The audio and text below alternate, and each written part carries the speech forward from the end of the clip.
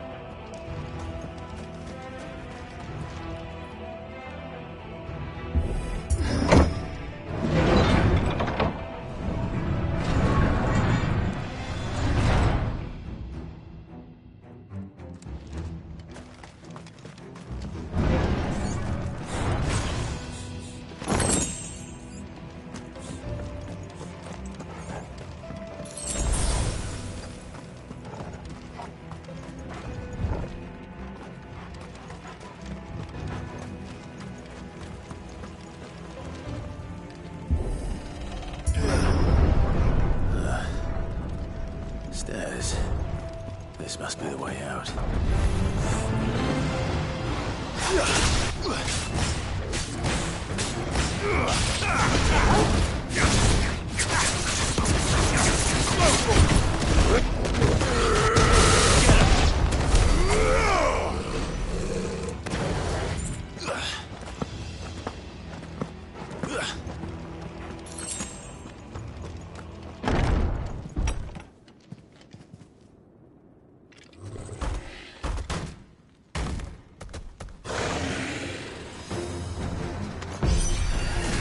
I won't be sneaking past this one.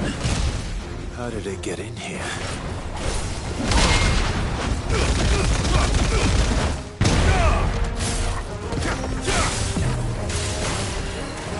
Too slow.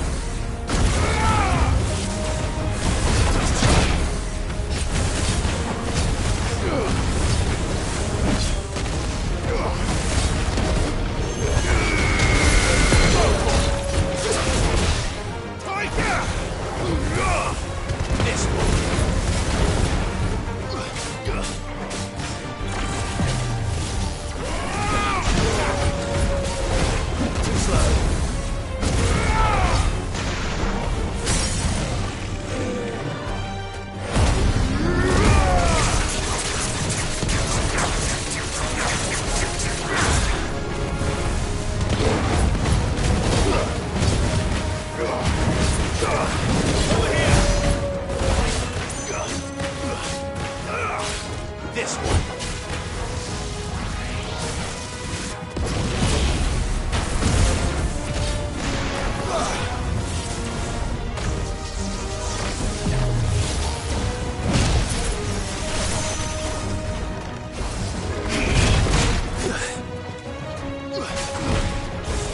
Too slow.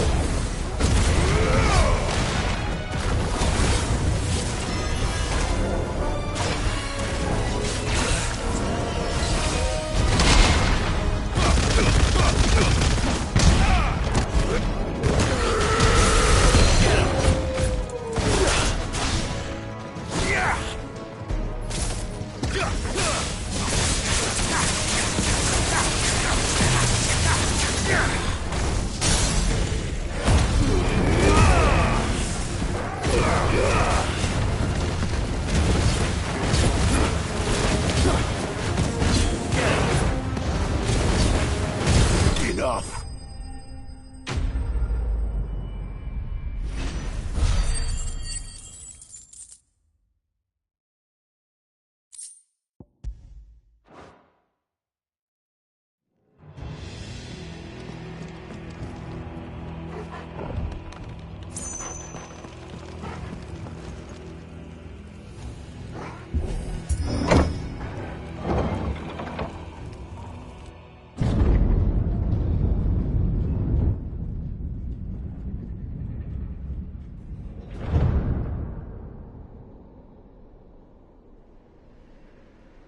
By the flames.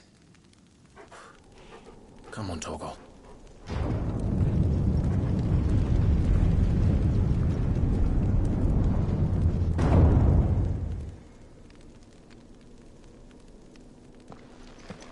Kupka never did do things by halves.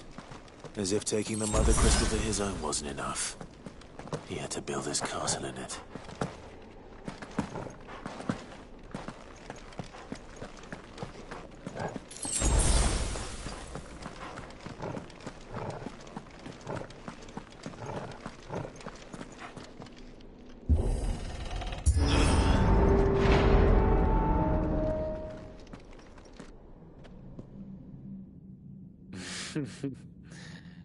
Let the trial begin.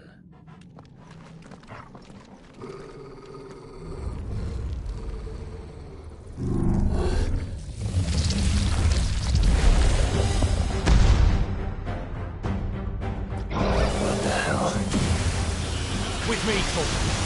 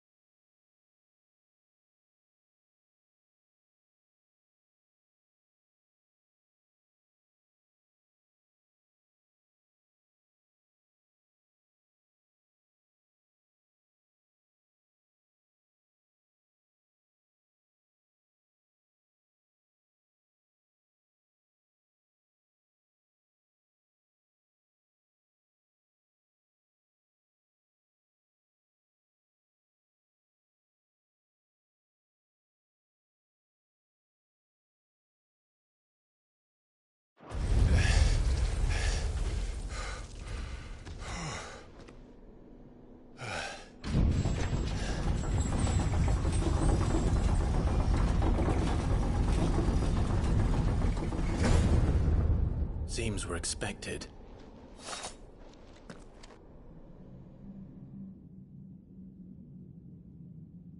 So this is the power of Muthos.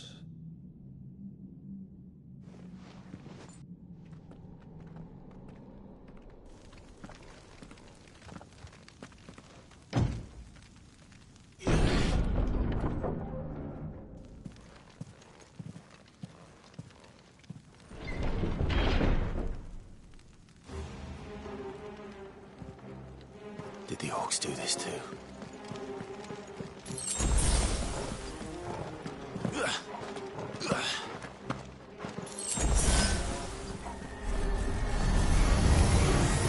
More of them.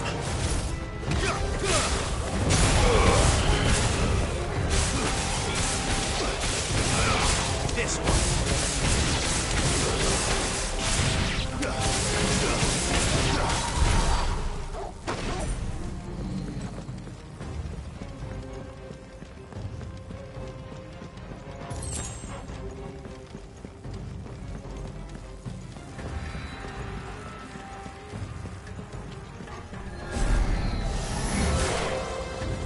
Soil and stone!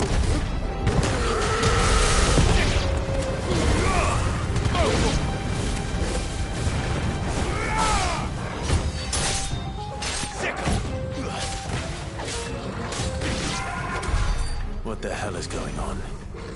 Are these things here for me? Or for him?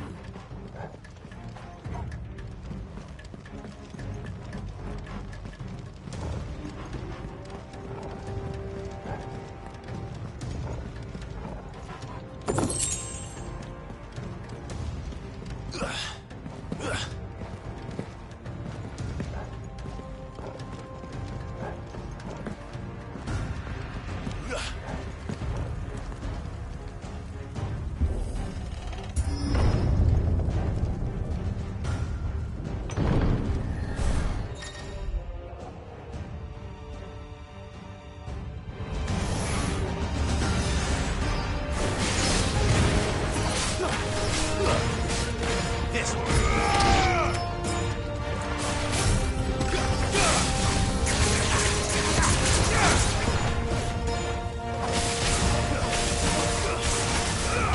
Over here!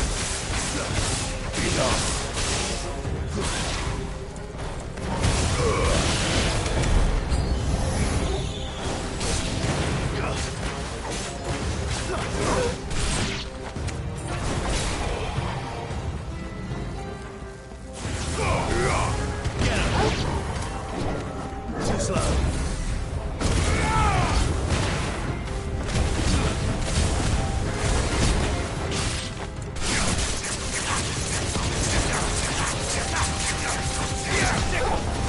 There's more!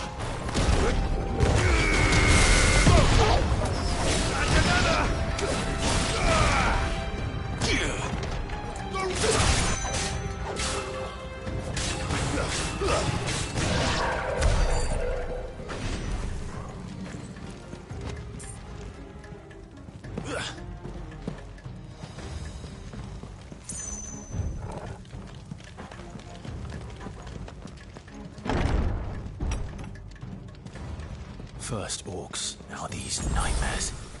Is this your doing, Ultima?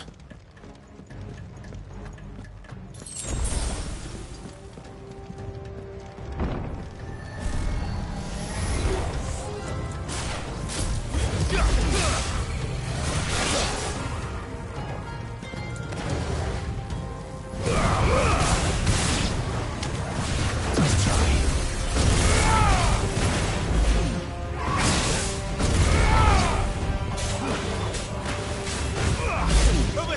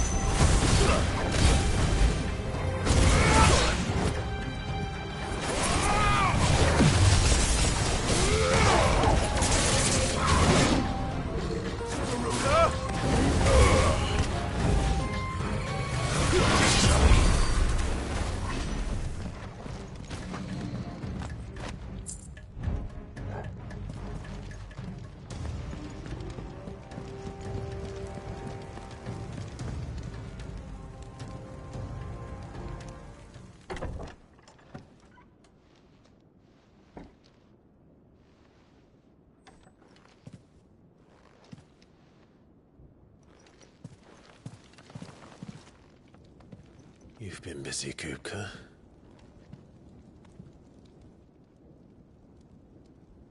But where did you go?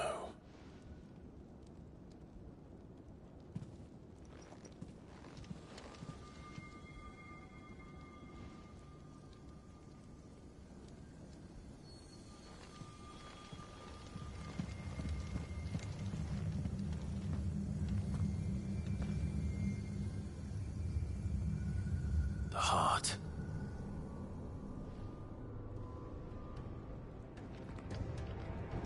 He's in the sanctuary. I can feel it. Come on, Torgal.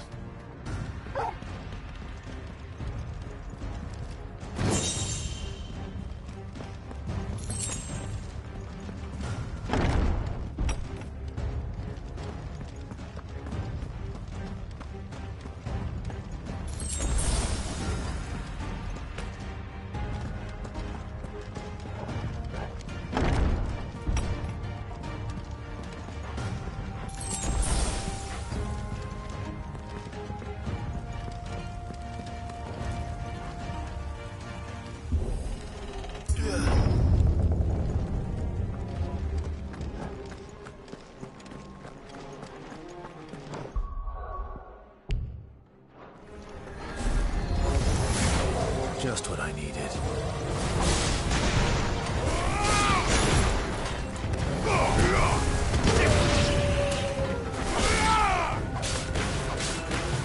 It's over!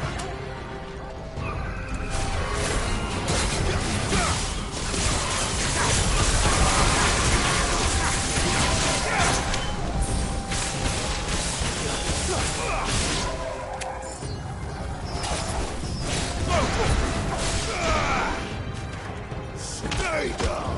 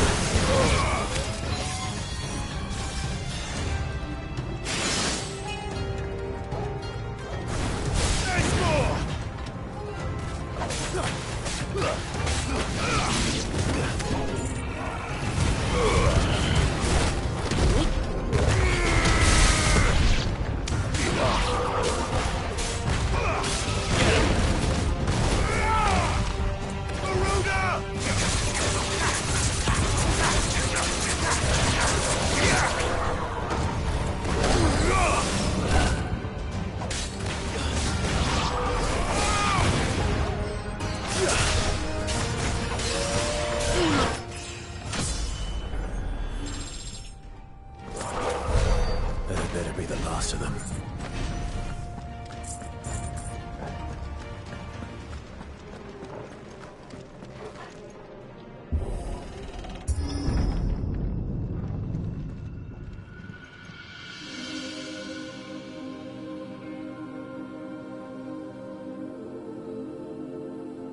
Benedikta, my everything. I've missed you so much. Kupka!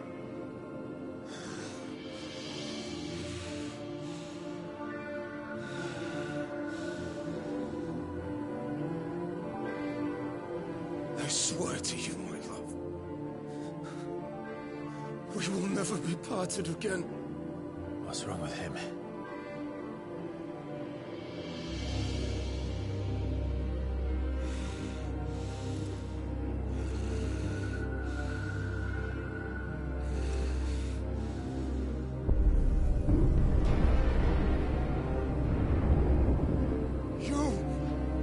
You got away from her!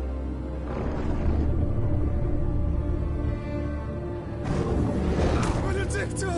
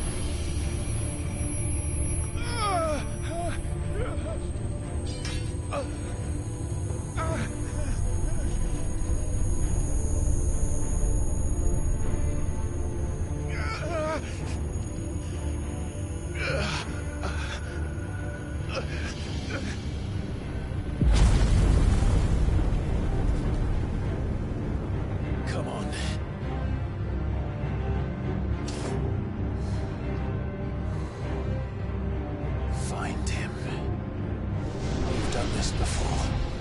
You can do it again. Let the flames burn within you. No. Let them burn without. Come to me, Ifrit!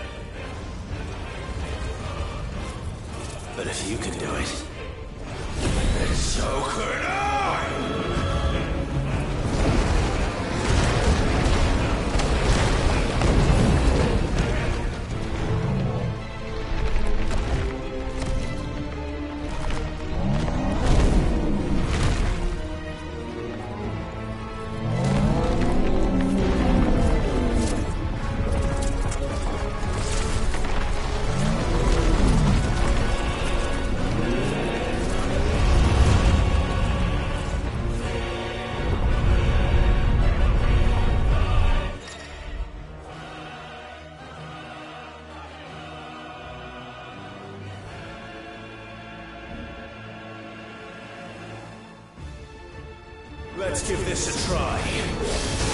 Not bad.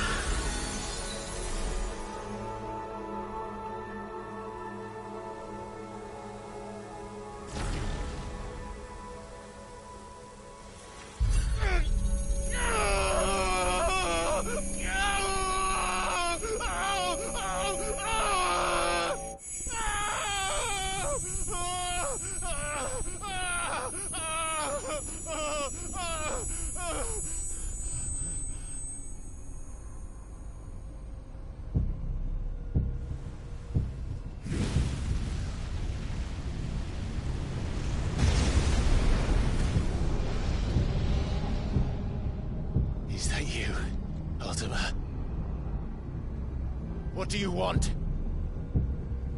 Your soul is tainted with worthless human will, yet your thirst for power remains undiminished. With every sip you take, you grow in strength, and soon you shall achieve perfection. I don't know what you're talking about. You will accept us, Mythos. It is inevitable. You were created for this purpose, and you shall serve it. Never!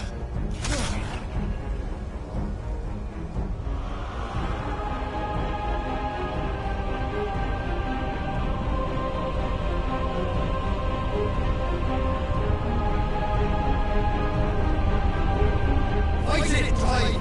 Don't let him in! Consciousness. We see now. Human will is so insubstantial it cannot exist in isolation.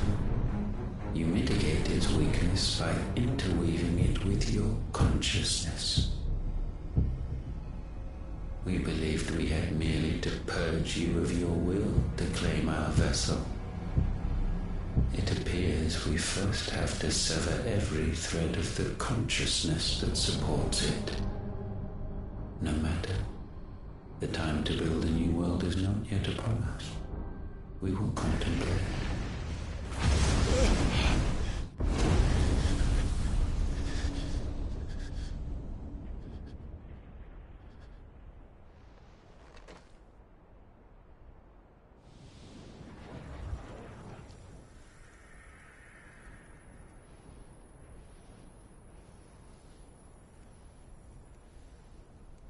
Thank you, Joshua.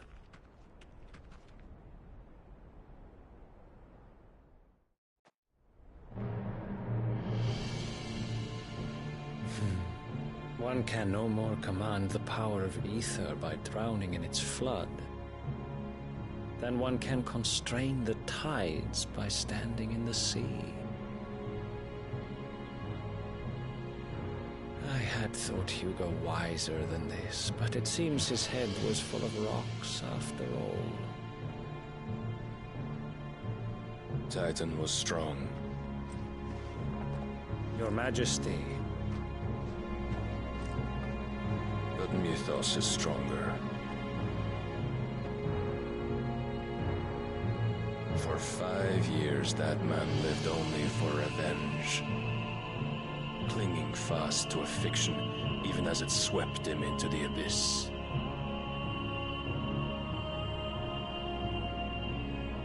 One cannot change one's nature through force of will alone. Only the Almighty can do that.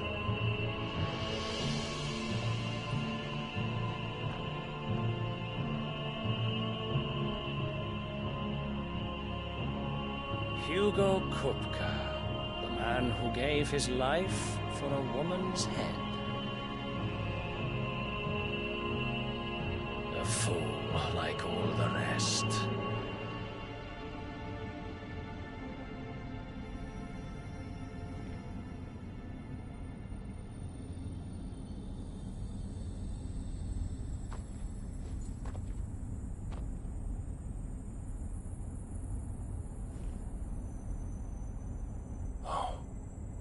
That the death of a mother crystal should be so beautiful.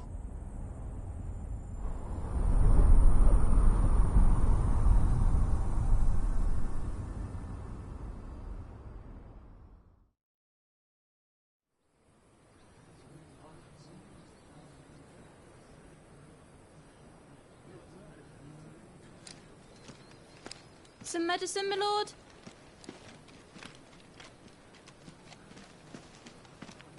I have salves, potions, anything you need. Stop bothering me, urchin, or you'll feel the back of my hand.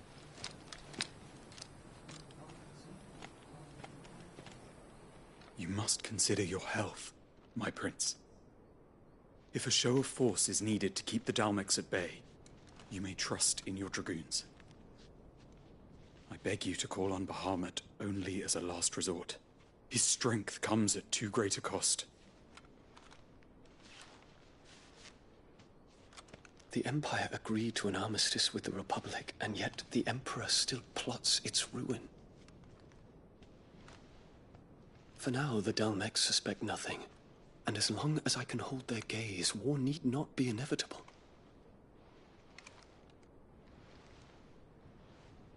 But more than that, Bahamut is the champion of the Empire. When our people look to the heavens, the sight of him gives them hope.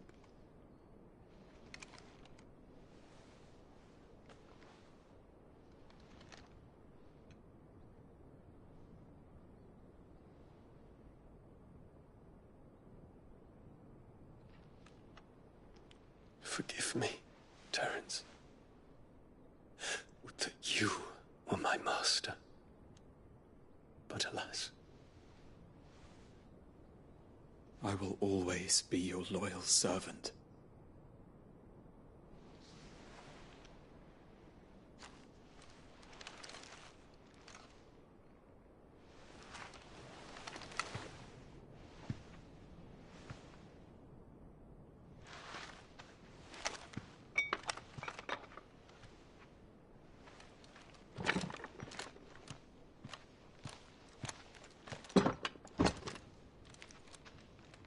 Should the Council's brazen maneuvering prompt the Republic to tear up their own treaty and launch a new assault, our soldiers would advance to meet them, cutting across the Central Isles. But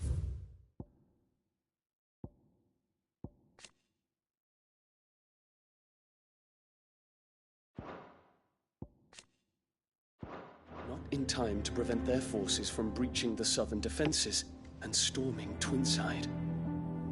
And so the capital would become a battlefield. Thousands of innocents would die. I cannot allow that to happen.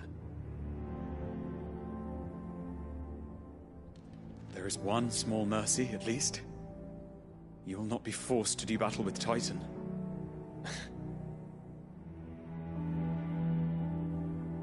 Would that I could avoid doing battle at all. 1,000 pardons, Your Highness. What is it?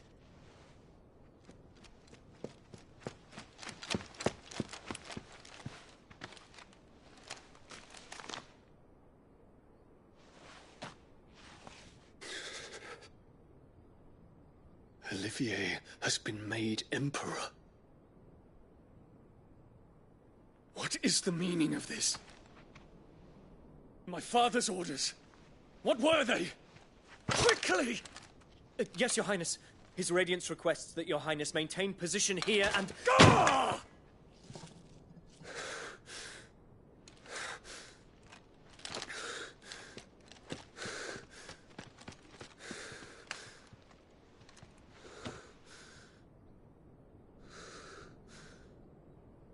Terence. Yes, my prince. I must go to the palace. I'll ready your steed.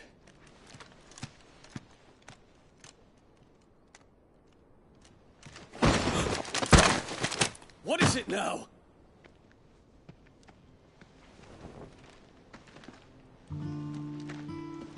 Forgive the intrusion, Your Highness. I know you. At ease.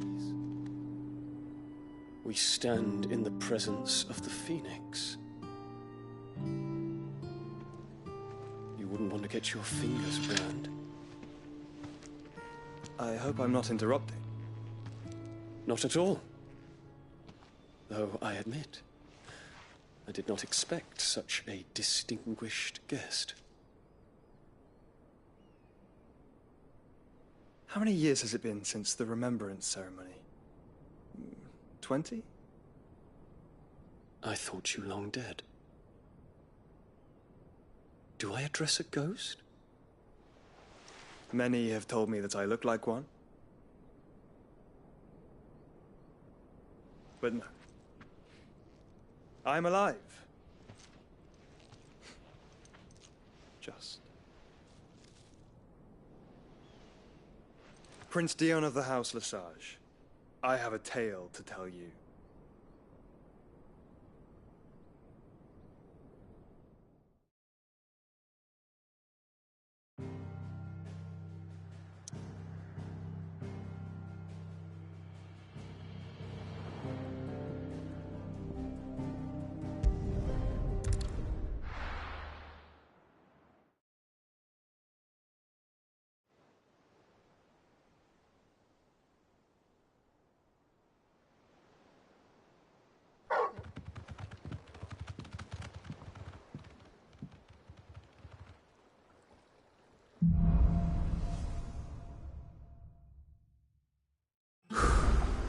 I'd better give Otto the good news.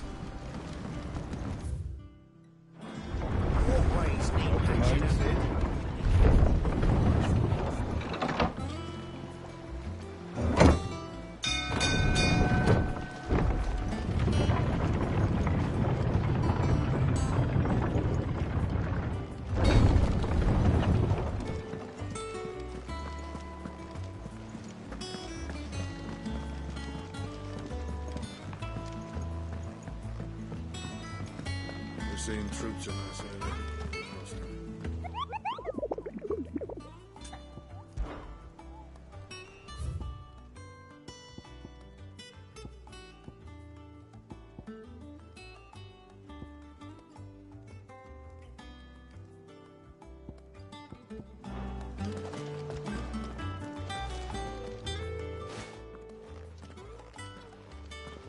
Clive, you're back.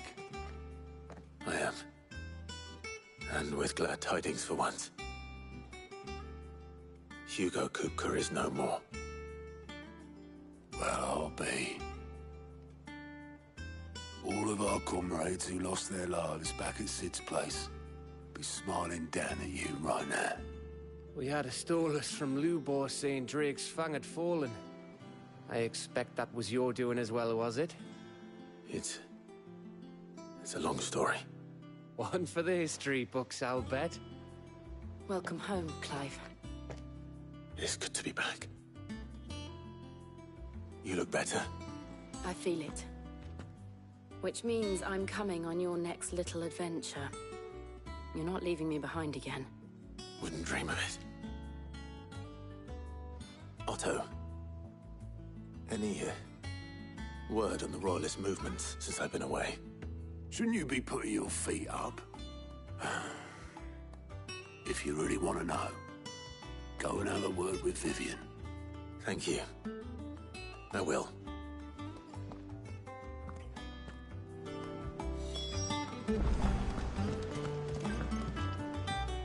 Ah, the conquering hero returns. And with hardly a scratch on him. I may have picked up one or two. Well, the fact that you came straight to me instead of visiting our resident Physica suggests that you picked up something more important. A scent. The scent of Waloeders. The very same. But whatever plans Kupka was hatching with the Royalists, he took them to his grave. As did his men. Slaughtered by the orcs who'd taken over the Fang. Orcs, Vivian. I've never seen such creatures in Storm before. The Waloeders must have ferried them over from Ash, but why? Why work to rescue Kupka only to invade his home, the mother crystal of an allied nation, and let both fall? It makes no sense.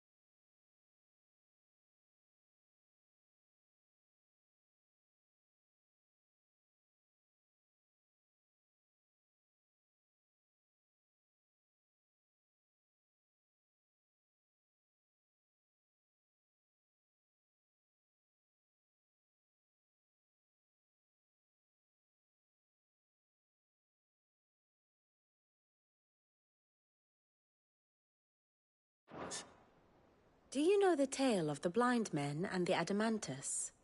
One can often be led astray by focusing too closely on individual details. One must instead see the bigger picture. And what bigger picture is there than my map.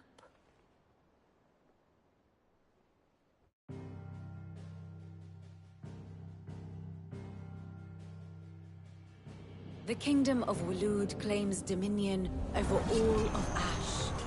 It is a nation forged by the bloody conquest of Barnabas Tharm, the dominant of Odin. The Canvarian War of Independence in 849. The Battle of the Twin Realms in 865. The Battle of Belinus Tor in 873.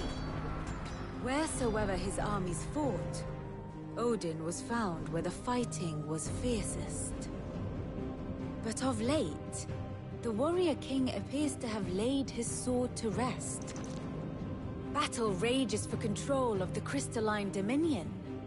Yet Tharm sends not a single ship in support of his Dhalmekian allies. Meanwhile, the Blight ravages great swathes of Ash. Yet warlike Waloed shows not the faintest interest in laying claim to untouched lands. So why go to the trouble of sending an army of orcs into the heart of Drake's Fang, only to make no attempt to claim the Mother Crystal for Waloed? It can hardly be for lack of men. Tharm's armies rival any in the Twins. No. We have not seen the last of the Waloed Standard. Odin will ride again. It is but a question of when. And on that day, who will be trampled underfoot?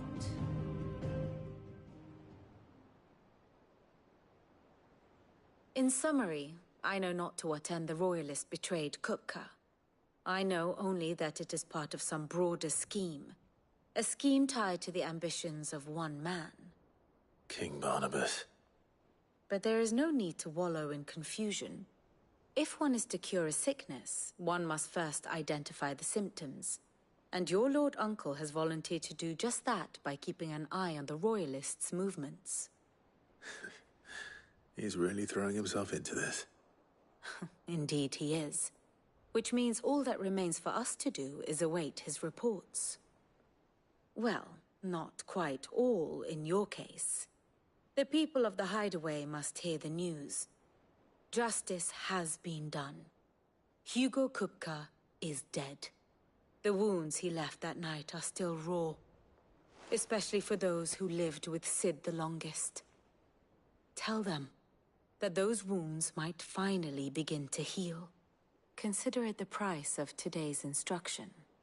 I've never known you to be sentimental. What can I say? I am only human. And we are, all of us, sentimental animals at heart. I suppose we are. Very well. I'll go and spread the word.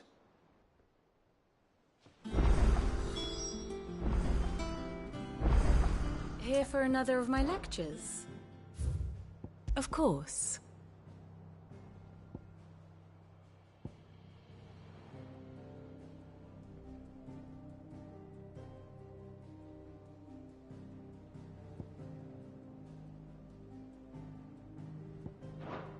One must understand one's place in the world.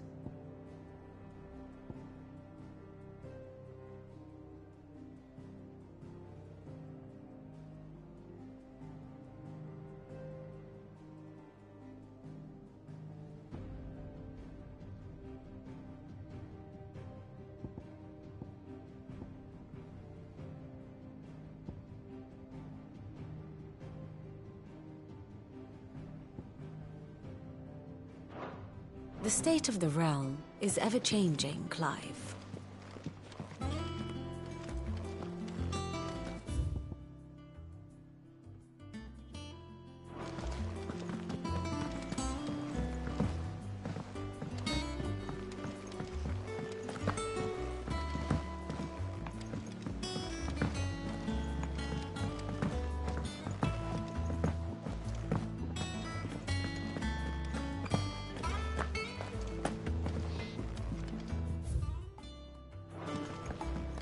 The state of our coffers is anything to go by?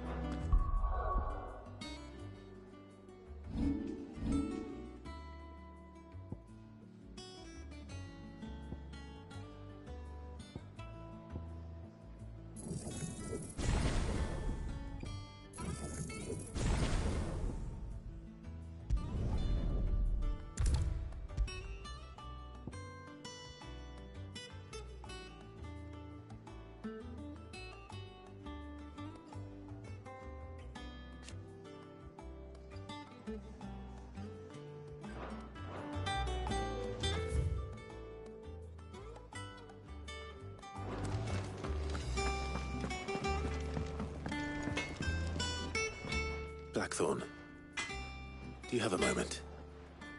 What is it? I'm busy. I wanted to tell you that Hugo Kupka is dead.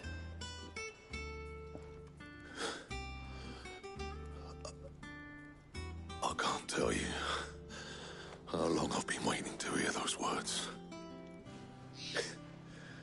This is it then. A new beginning under a new Cid. I'll try to live up to the name.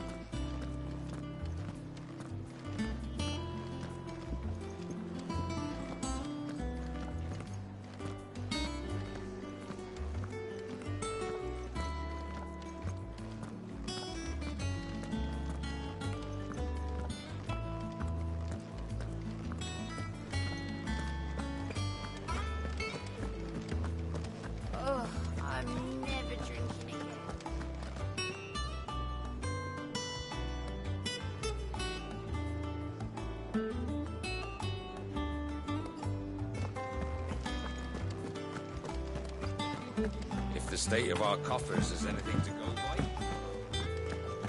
It could be.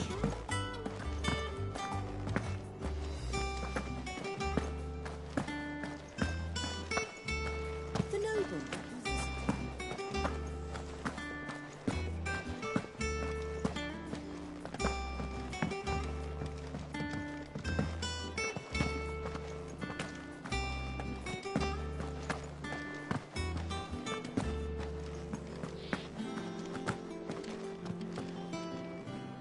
Well, someone looks pleased with himself. It's true what I'm hearing, then. Nothing escapes you, Lady Karen. It's true. Kupka is dead.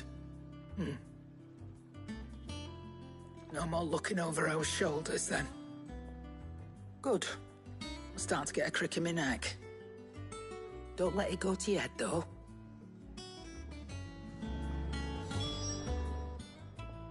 And what can I do for you?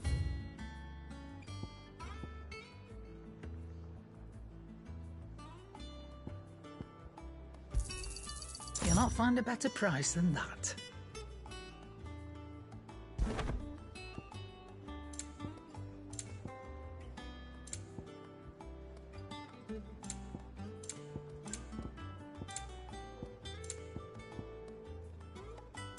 Is that all?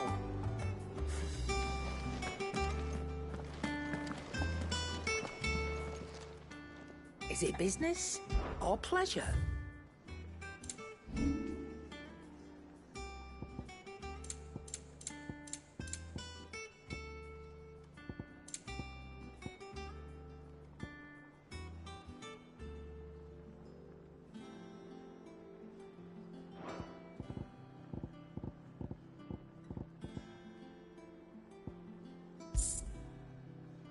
Is that all?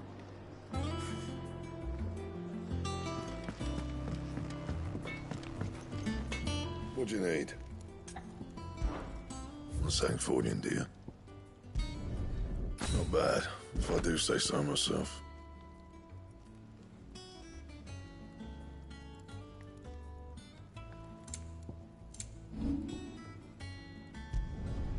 Yeah, that should do you.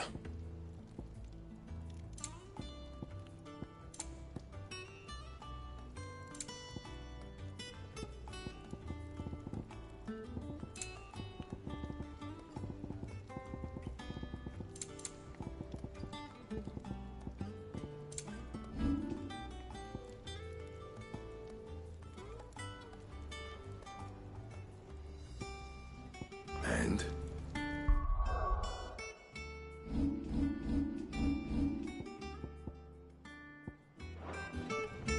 Back, are ya? So, what'll it be?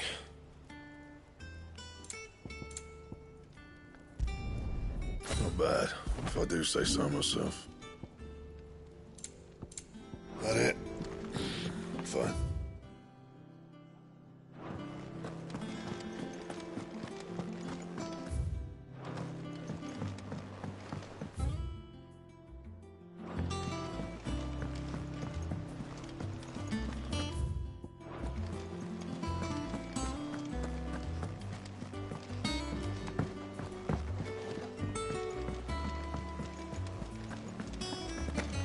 Gav told me the gentleman who visited earlier.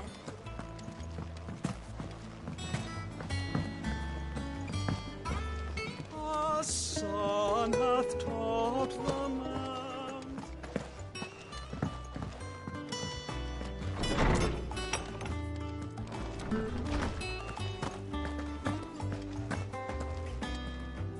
Ah, Clive. Have you come seeking the gift of knowledge? No. To share mine, actually. Hugo Kupka is dead. Oh, my. Can it really be true?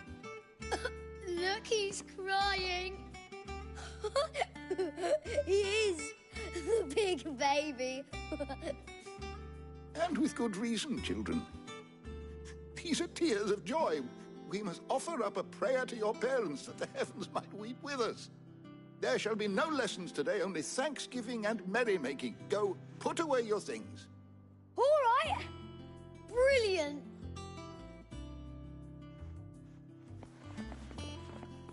Finally, a new dawn has broken. It has. Thank you, Clive. I cannot wait to share the good news. Hippocrates.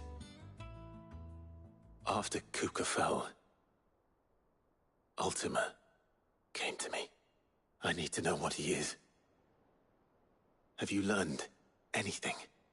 Alas, no. And not for want of trying.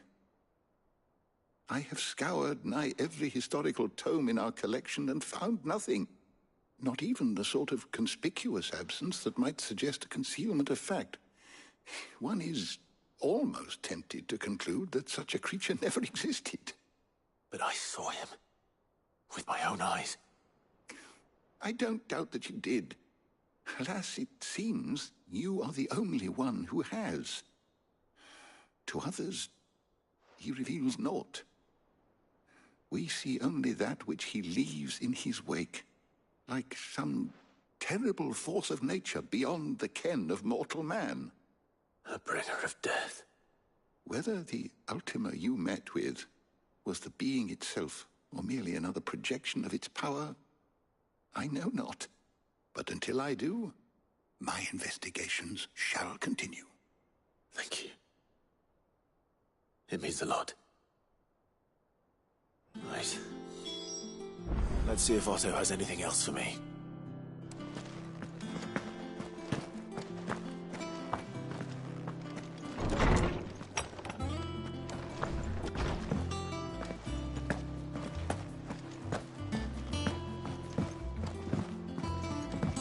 I'm telling you, it's true. I heard it from Otto's own lips.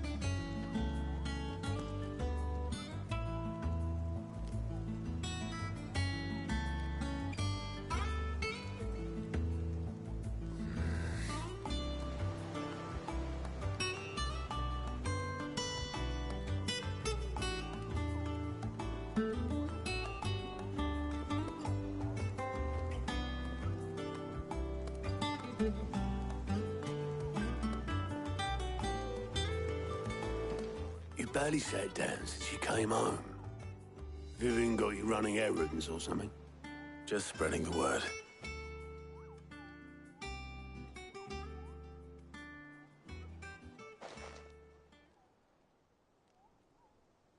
So, the Professor's got a soft side, has she? I'd never have guessed.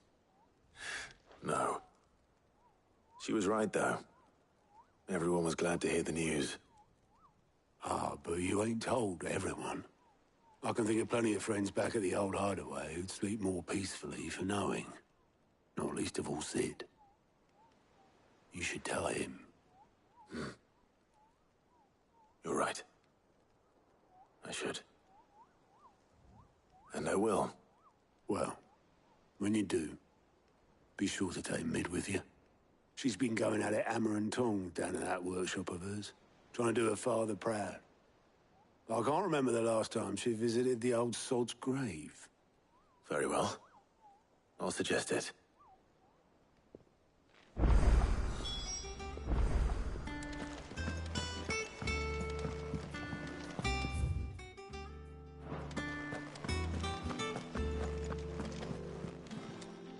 Clive. Here you go. Think you can help? How are you doing? Anything catch your eye? Think you can help?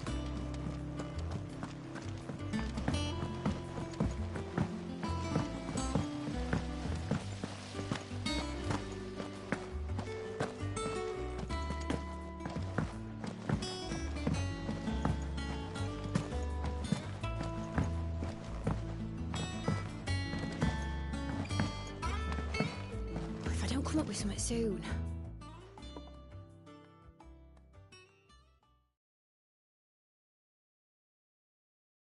All right, Clive? What do you want? I'm going to visit Sid, and I thought you might like to come with me. Sorry, I'm too busy for all that right now. I've got to get this thermal displacement stack sorted. Thermal... Displacement stack. Here. And this is for... Only the fastest, finest ship the world has ever seen. The Enterprise. Me and my dad designed it together. Where other vessels rely on the fickle winds to drive them through the water, ours is fitted with mithril engines. And those things have got more push than a behemoth in a bad mood, and more heat than all the hells put together. Which is where the stack comes in. I may have already talked some tight-lipped shipwrights into putting the hull together for me in a little dockyard in Canva. But the stack's a bit more involved, so I'm building it here. Thing is, it's so involved that I'm running behind and it's starting to hold things up over at the shipyard. I'll come and see my dad, though, when I'm done. Whenever that is. Is there anything I can do to help? Good old Clive. I were hoping you'd say that. First things first, I need some parts meching. The stack will be made up of 3 major components. There's the plating, here, that channels hot vapors away from the engine.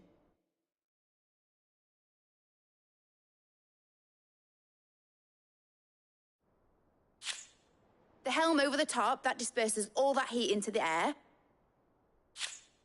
And the shielding around the sides.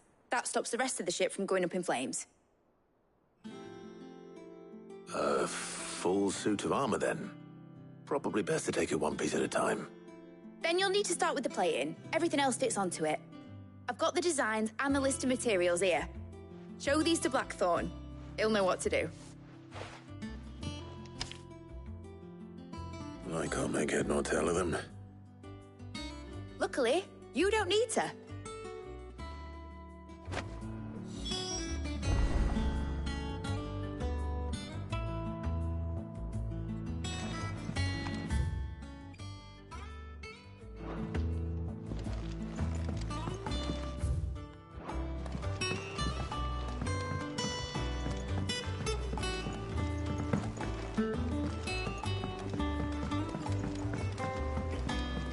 Editors started reading books that don't have any pictures in. It hasn't been.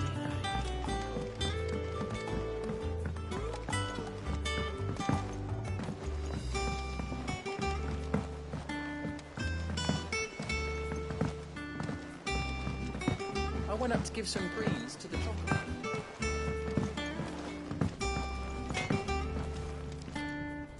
Blackthorn, can I ask a favor? Out with it. It's for Mid.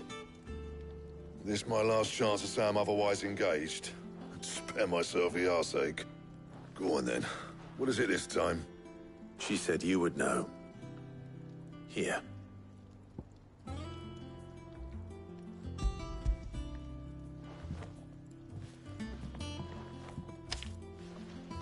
Krieger's Teats. Well, I don't know what the hell you'd want this for, but I can make it. Won't be easy, though. And I'll need help. Get Gavin-Otto in here, will you? All right.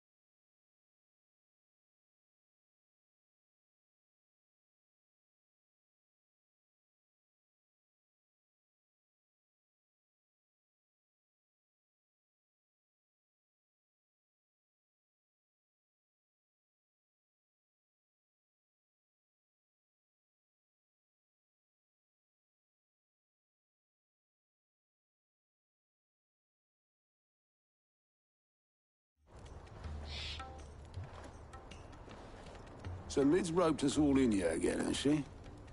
Typical. Still, if that's what it takes to get her to visit Sid's grave, I'll do what I can. And, what is it we need to do, exactly? Take a look at this. It's this plating. The usual sword-grade steel won't work. We need something that can get very hot, very fast, and still keep its shape. That means an alloy. Something that won't break or buckle at the temperatures she's talking about. Which is where you lot come in. I need materials, and I've got my work cut out already. You'll have to fetch them. Now, there's a special kind of sand I'm after that you can only find out in the Velcroy. Stardust, they call it. As for the rest of the stuff, my usual supply should have it in stock. It just needs buying and bringing back here. Well, we'll get it done quicker if we split up. One of us should probably give you an hand coating the sand. And the other can go and get the rest from this supplier.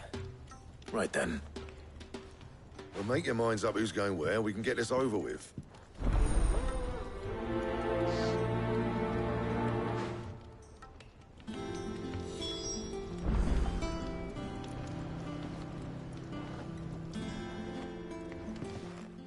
You going after the Stardust then, are you? Which one of these two lucky souls is going with you?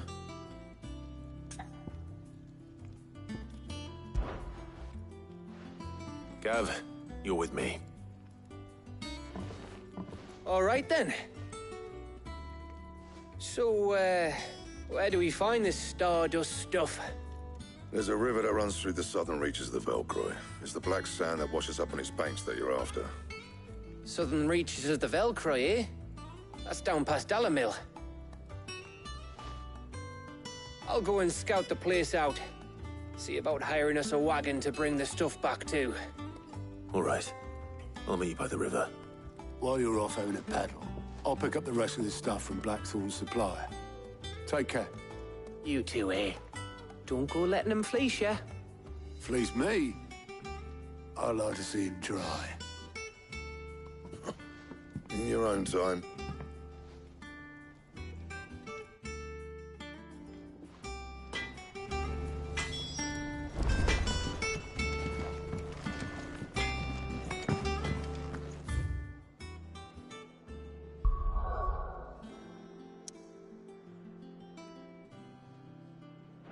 Crack the crystal, too?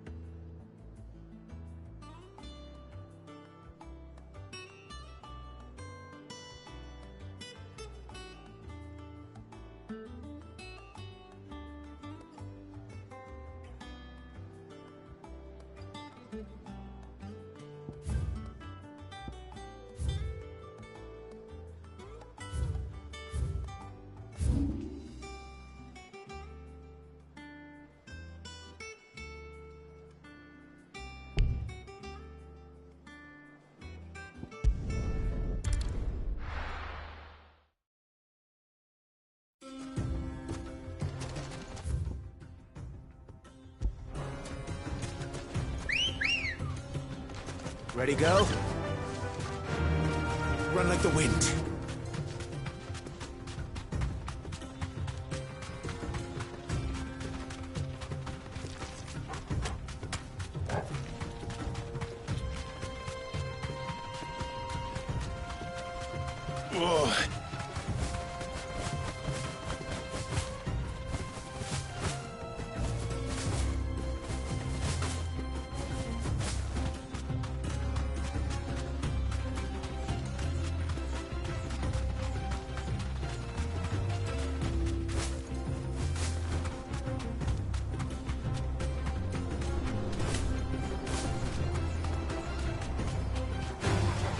All right.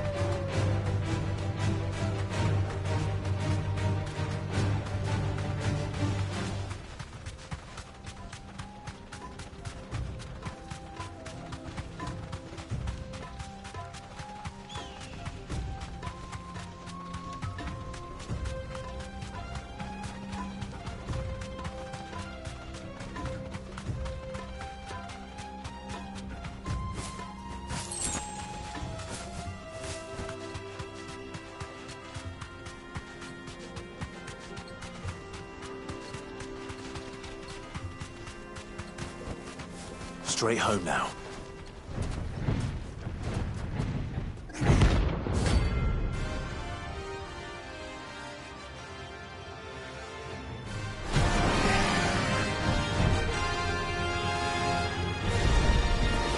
Well, Clive,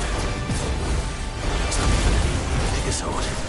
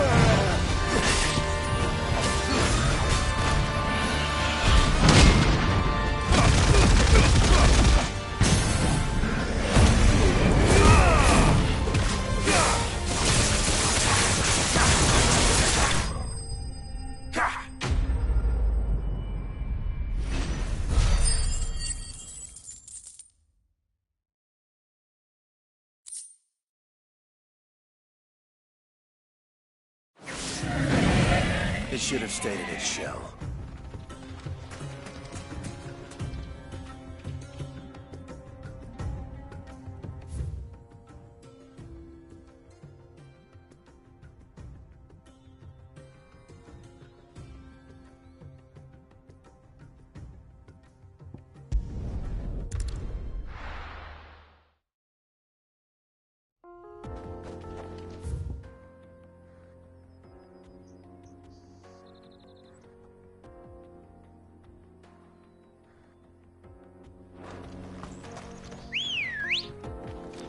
Come on.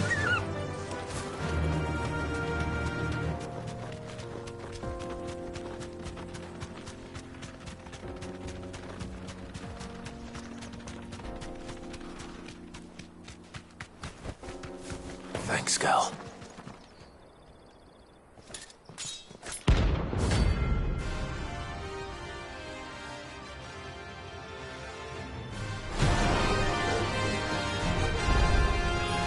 My blade yet hungers, and so do I.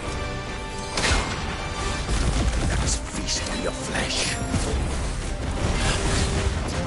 Your feasting days are over.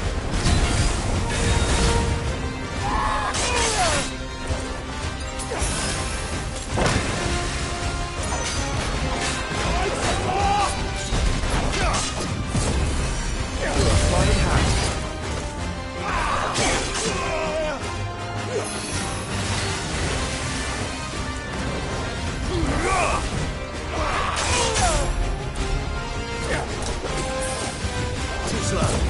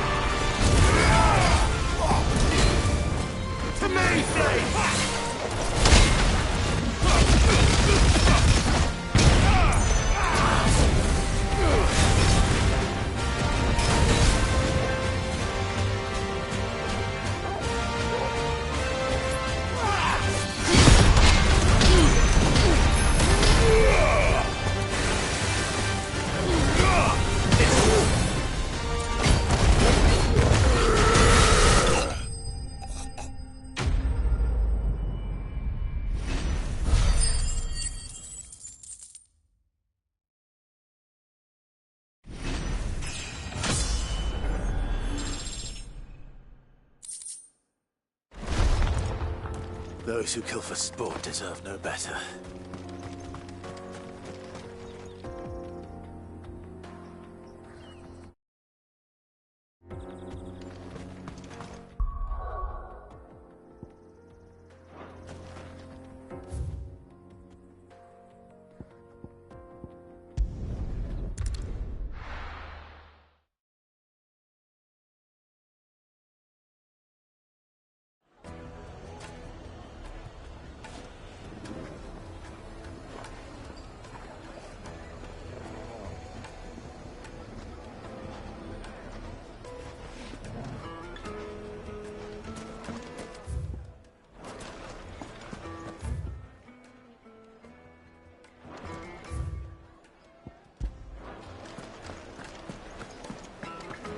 finest fabric. Take a sniff, good sir. Now there'll be none to match. Oh, where did all the men go? Made from the stoutest stoneware.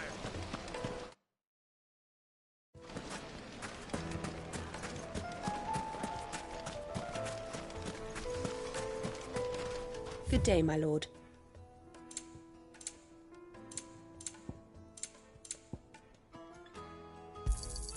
An excellent choice. Here you are.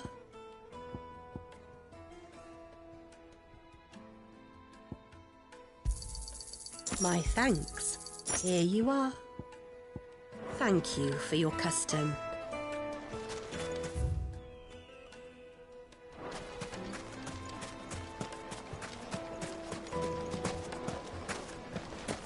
Silver platters.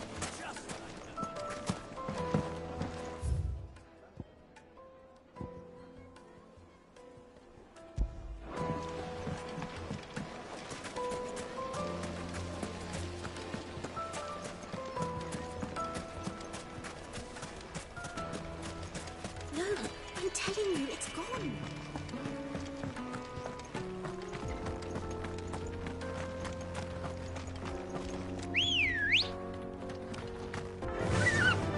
Faster!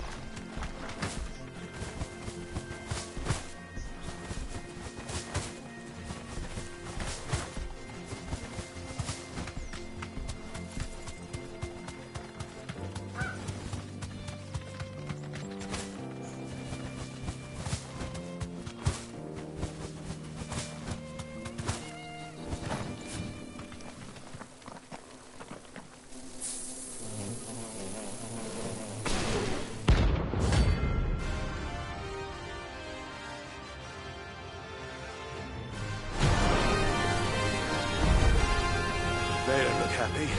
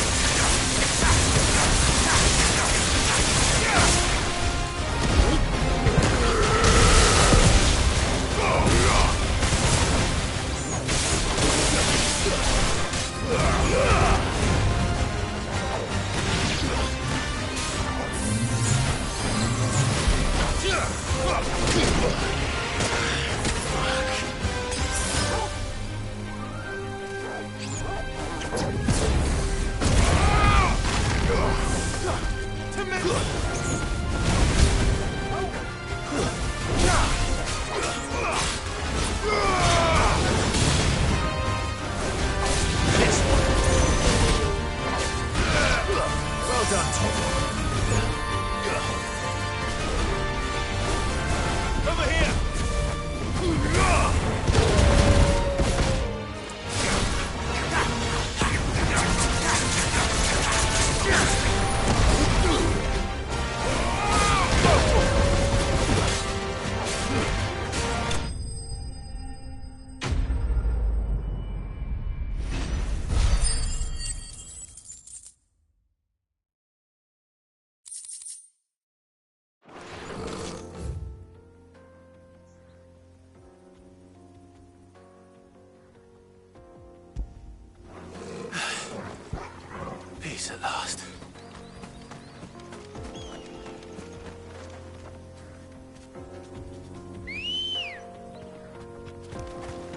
Ready, girl?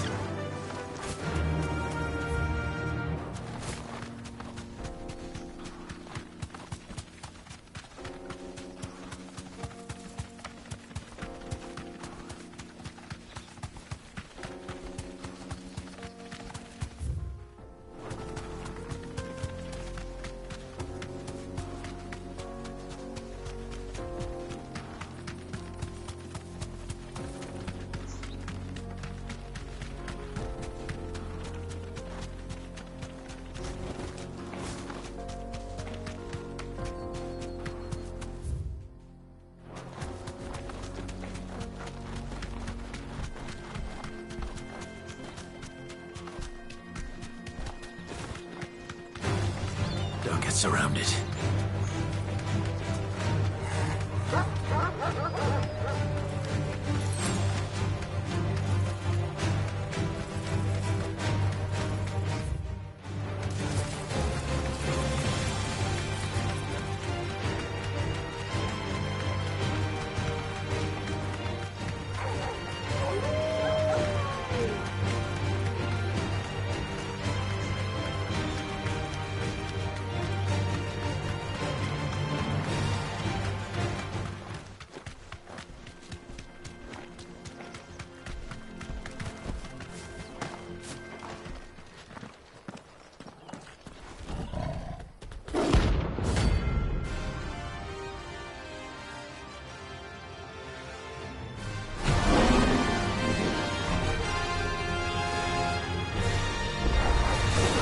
Playtime for the pack, is it? Let me introduce you to Mark.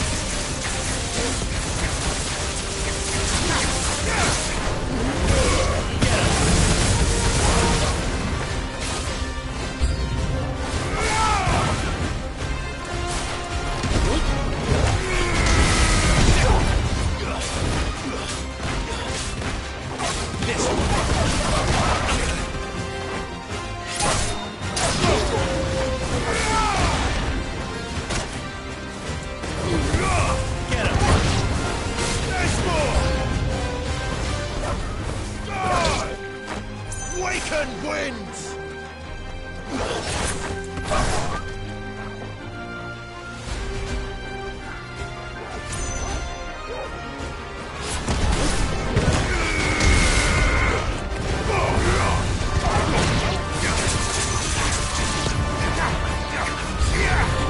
It's over! There's more!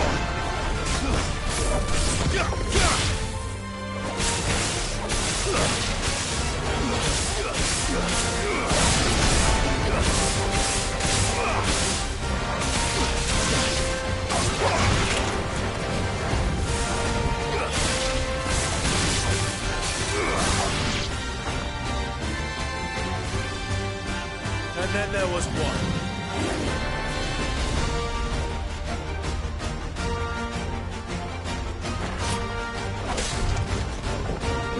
Too slow.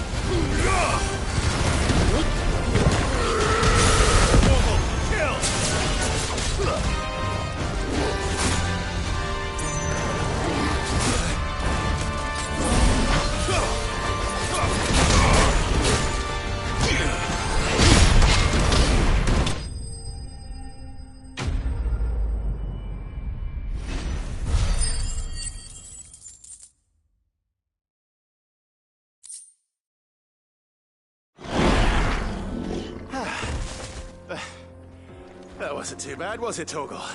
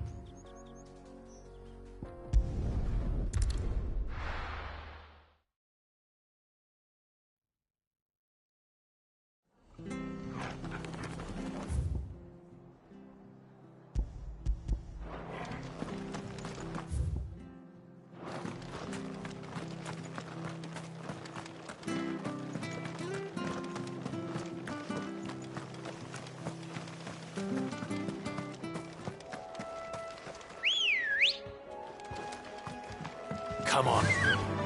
Faster!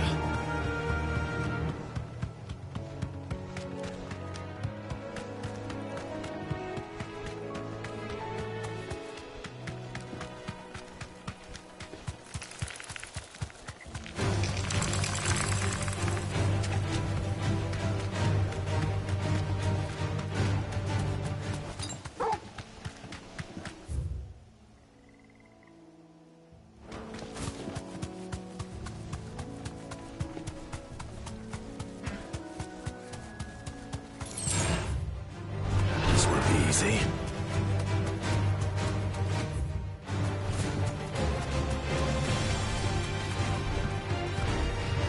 No need to ride from here.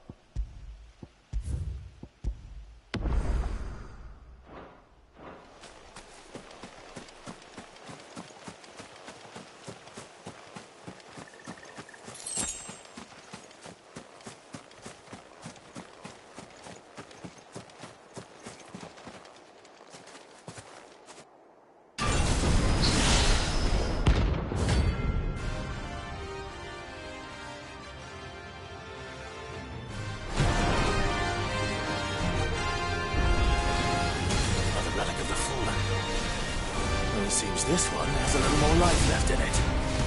All right then.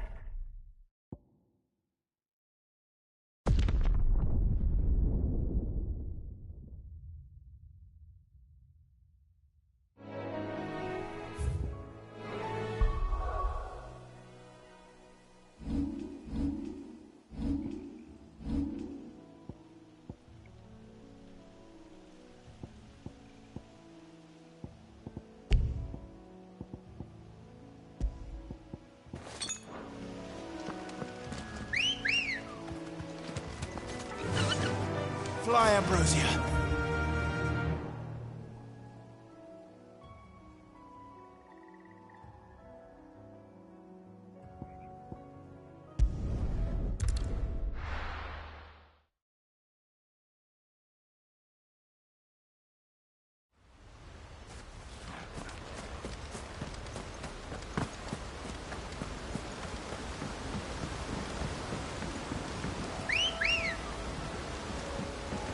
Come on.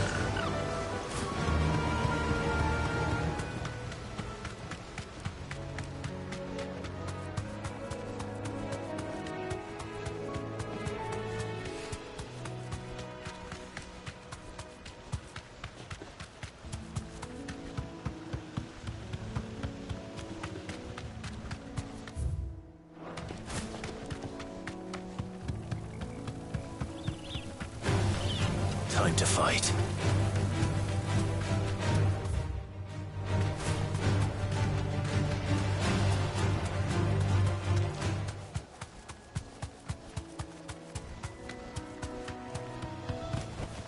That'll do, girl.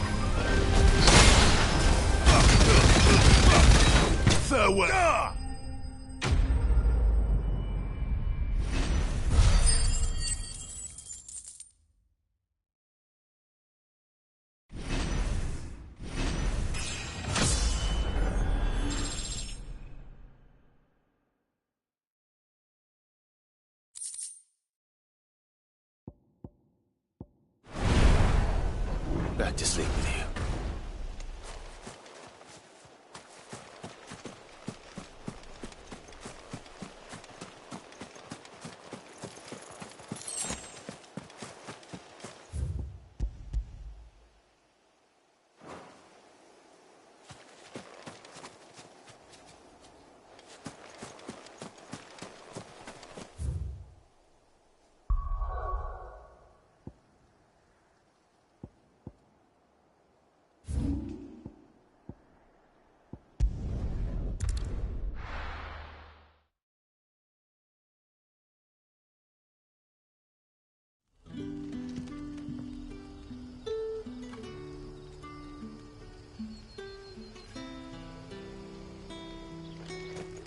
Good day to you.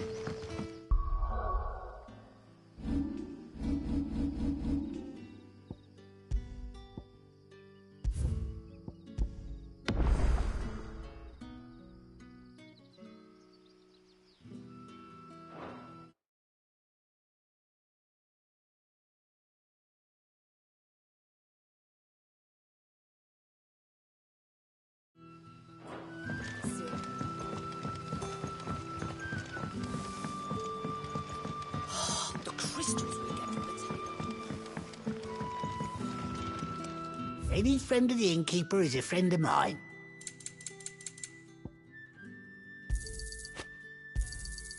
Ah, yes. I trust it's all here. Ah, yes. I trust it's all here.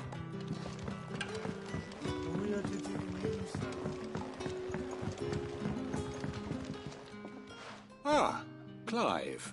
Your timing is exquisite, as always. I have a concern which you may be able to assist me with. Go on.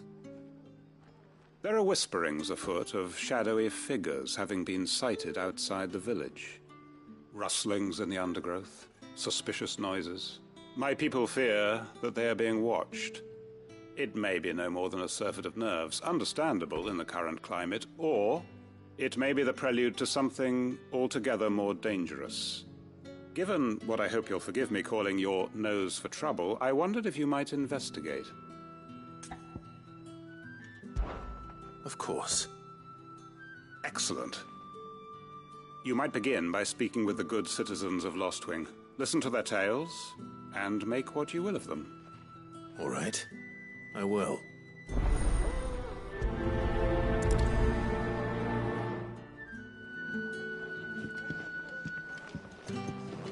Right. Let's see what the people of the village have to say. I'd better find out if this is just nerves, or something we need to take more seriously.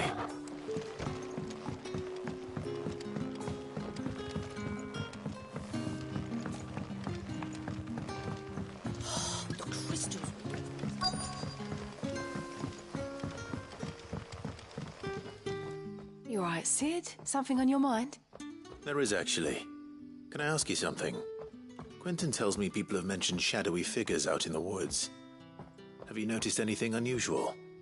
Oh, that. No, sorry, can't help you. I heard the rumours, mind, from the lads working over at the vineyard, but none of them has seen anything either. All right. Thanks anyway.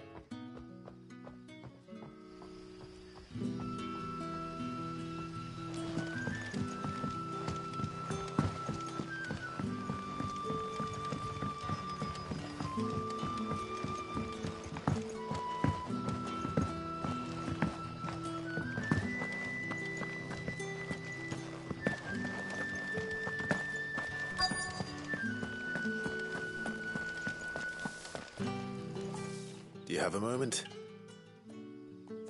There's talk of suspicious figures in the woods. Have you seen anything out of the ordinary? No, but I've heard something.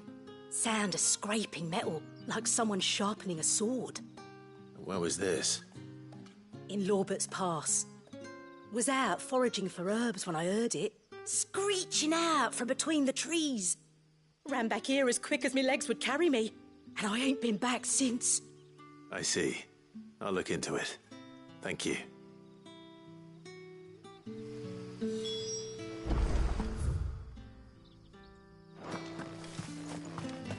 Seems Lorbert's Pass is our best bet then.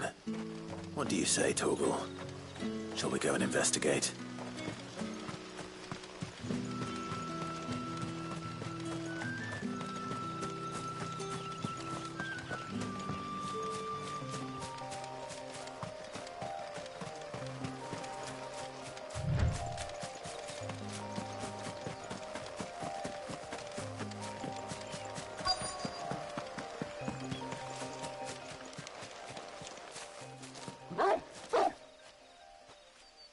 You there. Fuck! He's seen us. Get them before they escape. Black Shield. Here. What the hell are you doing here? What is it to you? Except that we give it a hand. All that matters to us is that you don't leave here alive.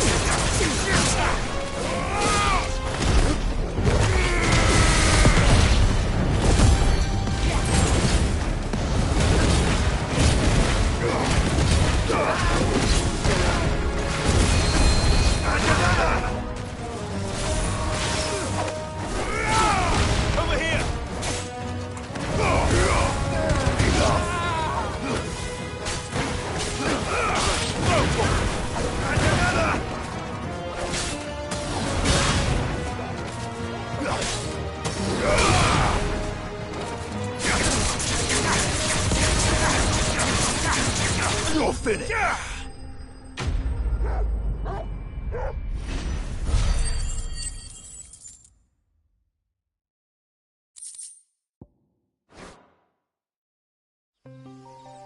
Why were they here?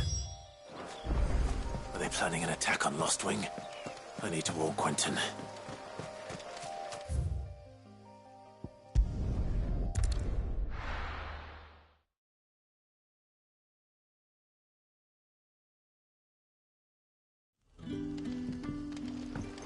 Good day to you.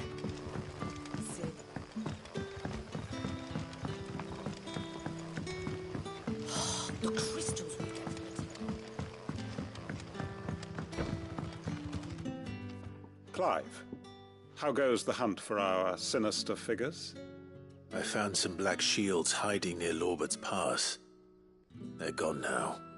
Black Shields. The Empress's former bloodhounds. Though they serve another master now. One who means to root out and destroy both me and those I care for. And it would appear the pack has finally caught the...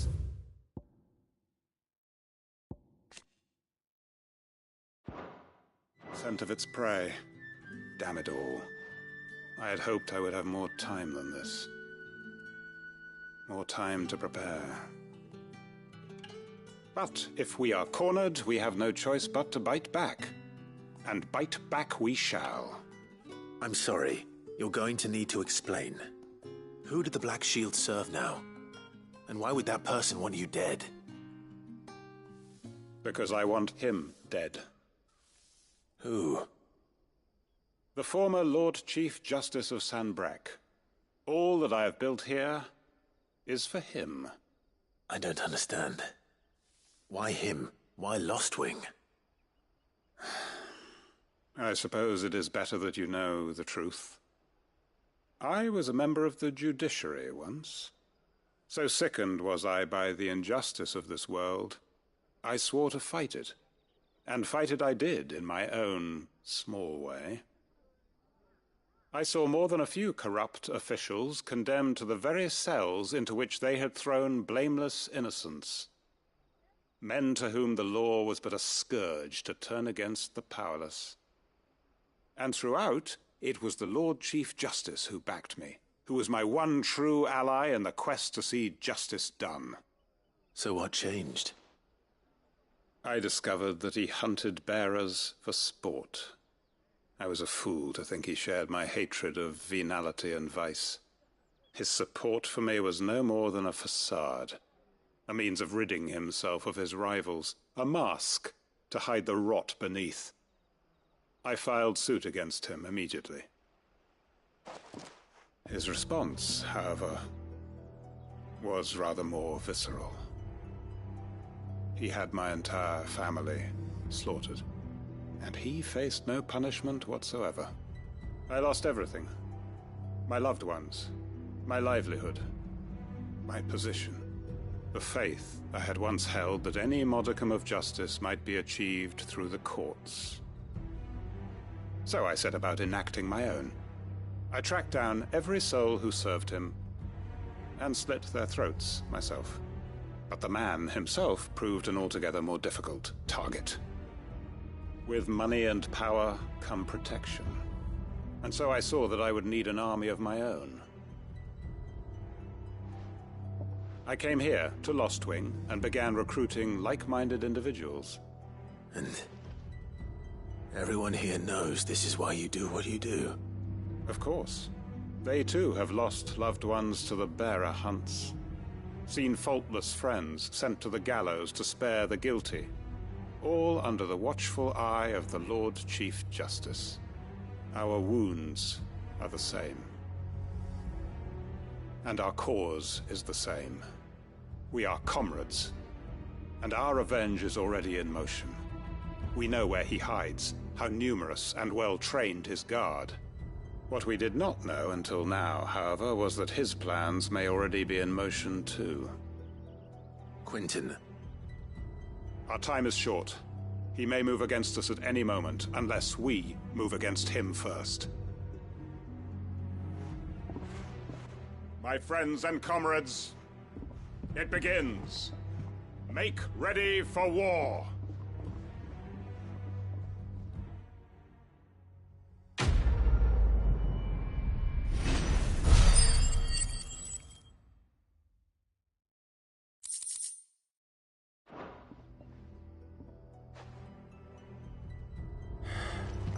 not going to change his mind.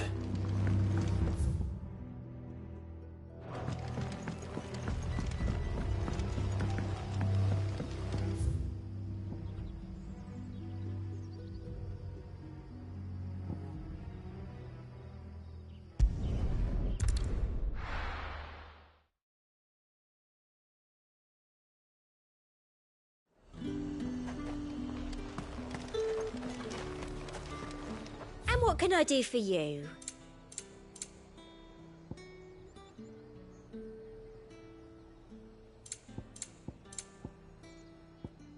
Come back again.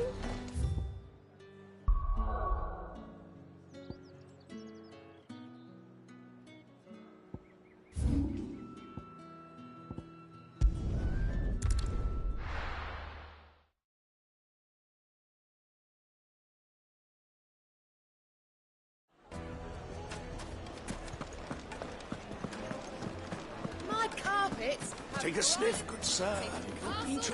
Gone, just like that. And without so much as a by your leave. What's the matter? It's my apprentice. He up and vanished while my back was turned. I'd go and look for him myself, but I've got a bakery to run. A bakery that's now short one pair of hands. Loath though I am to rely on the kindness of strangers, I'm at a loss. Please, will you see if you can find him?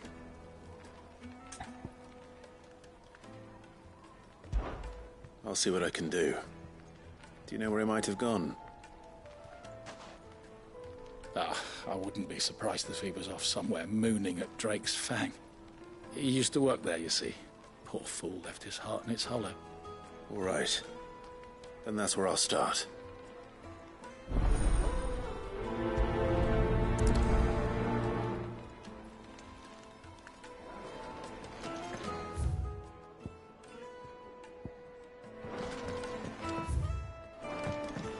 Oh, where do all men have got that? Made from the stoutest stoneware.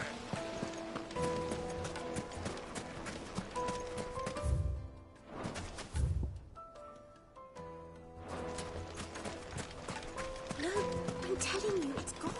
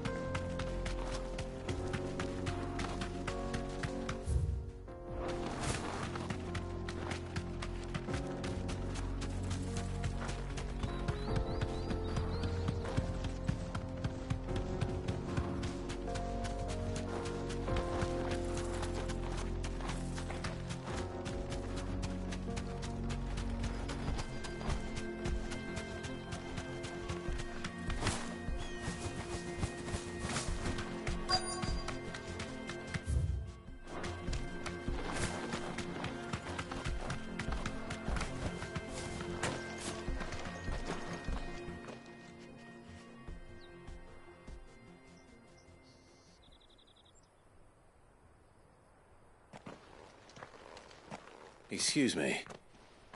What do you want? The baker sent me to find you. I am a sorry, selfish sod, aren't I? I'm certainly not a baker. Master must have ruled the day he took me in. Time was the sight of the Fang used to calm my nerves. But now look at her. I take it you missed the Mother Crystal. I hated her, but she was all I knew. Worked her mines for years. And when she shattered, part of me shattered with her. I had to trade my pickaxe for a rolling pin, but I'm no good at baking. Every loaf I touch collapses. My bread's as hollow as I am. She was the only thing that could fill the hole inside me. I loved her, damn it. But now she's gone. She's never coming back. What am I supposed to do? I ask her. How does a shell of a man learn to live again?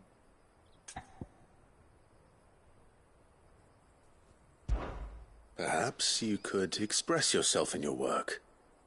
If you miss the Fang, maybe you could recapture it somehow. Recapture it? I'm a baker, not a... You know, you might just be right. What a fool I've been! I have to get back to the bakery right away. Thank you. Thank you, my friend. You've opened my eyes. Wait.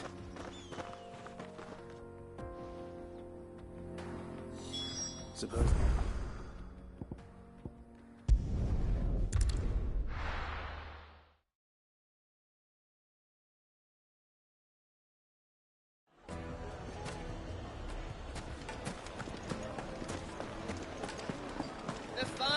The most fragrant herbs and spice. Ah, there you are. The man who lit a fire under my wayward apprentice. Though I worry you might have stoked the flames a little too high. He damn near ran me down trying to get to my oven. Master, it's ready. Behold the Drake's Balm. A truly unique creation. I dare say it is. Just look at it. A perfect likeness of the Fang herself. Her steepled peaks, her fulsome spurs, her inviting hollow. True, my loaves collapse more often than not, but what's the Fang without her crater? Why, no Fang at all. And look, inside. She's filled to bursting with a bounty of beautiful crystals. Salt crystals! Master, I have found my purpose. I must use my work here to preserve the memory of the Fang. Well, if it tastes half as unique as it looks, I'd certainly say you're onto something. Not only is my apprentice back, but he's finally pulling his weight. With any luck, I might even have a new delicacy on my hands. I don't know how you did it, but you have my thanks.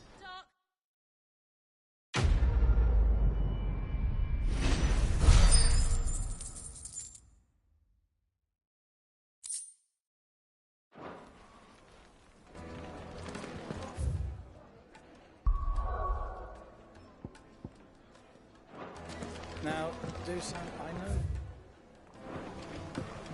Oh, where did all Made from the stoutest stoneware.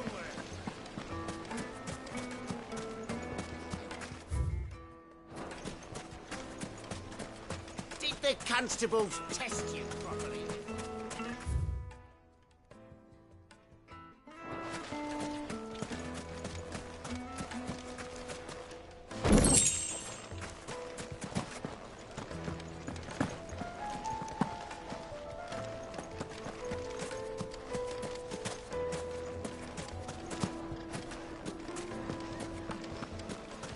Just look at the...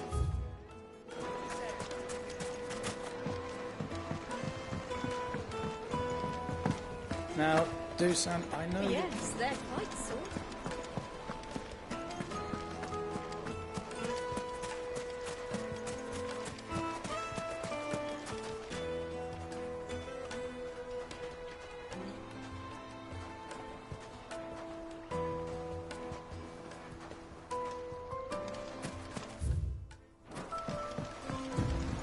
Looks like I found the river. Now where's Gav? Ready, go?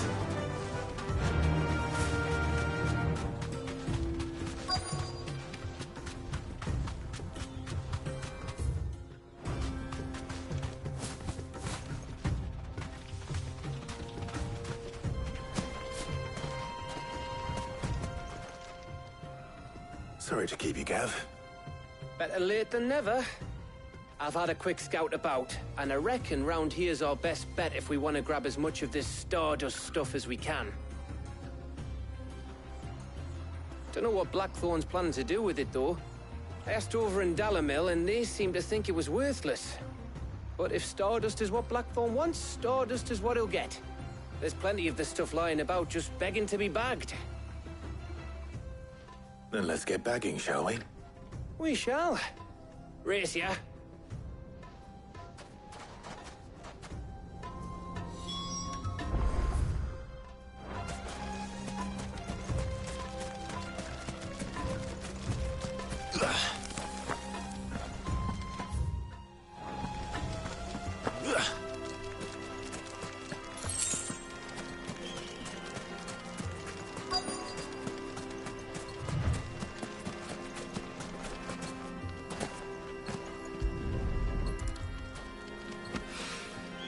So this is Stardust.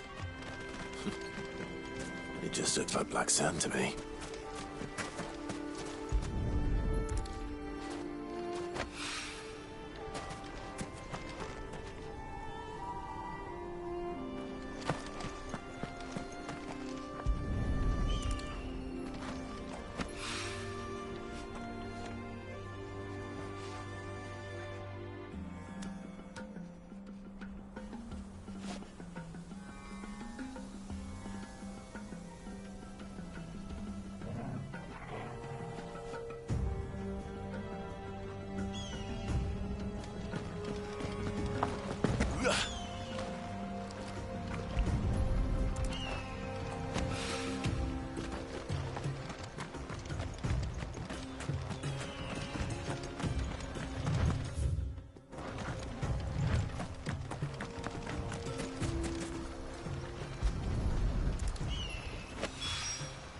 That should be enough for now.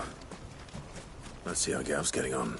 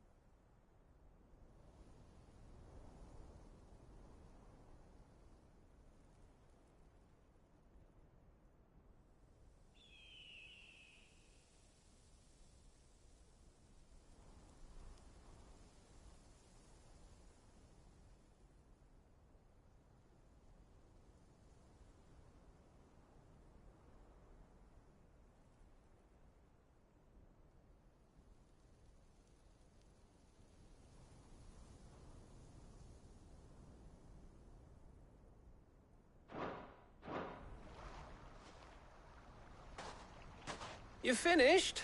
How much did you get? Enough. I hope.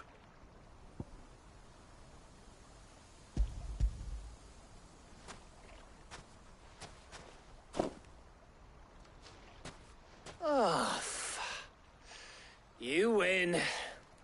That might even be enough for old Blackthorn. Hey, before we go, do you mind if we have a chat?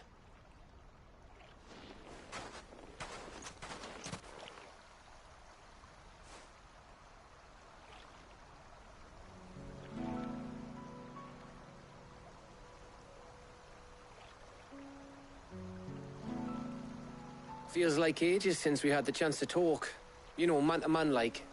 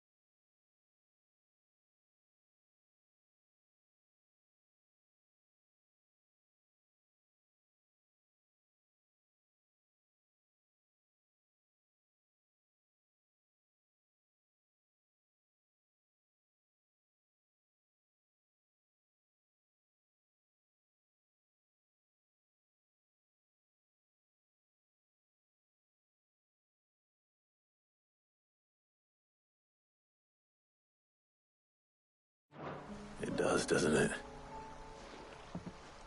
Back when you first took Sid's name, we were talking all the time. Working out what to do in that. There was a lot to work out. And there still is. Those shoulders of yours starting to feel the strain. Hardly ever see you around the hideaway nowadays. Always on some errand or other. You can take a day off, you know. Says the man who spends most of his time behind enemy lines. Only 'cause you keep sending me there. I know I can count on you, Gav. Likewise.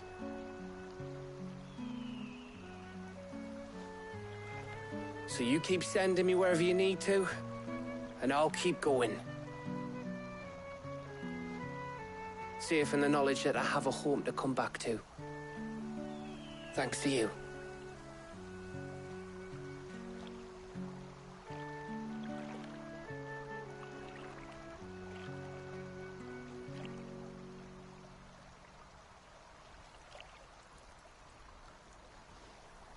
Right. That's enough soppy shite for one day. We'd better get this lot back to Blackthorn before he slings his hammer at someone. You go on ahead. And try to get some rest once you're there. Oh, I plan to. Believe you me. After Blackthorn gets what he needs, of course.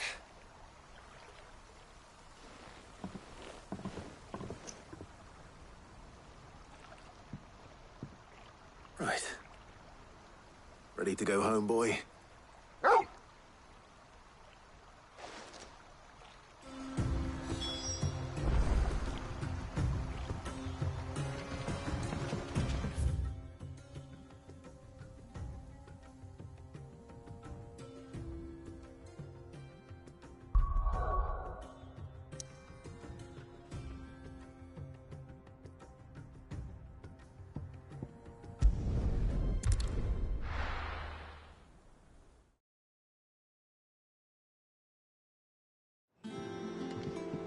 Let's hope this is all Blackthorn needs.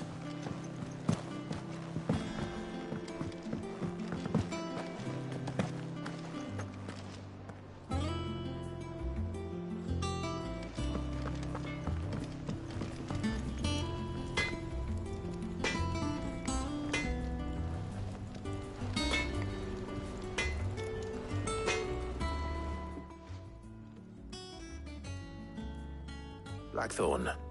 Got everything you need? Yeah. Yeah, I do. Cheers for the Stardust. Should be enough to be getting on with. We should go out on maneuvers together more often. You're beat sneaking around on your tud all the time.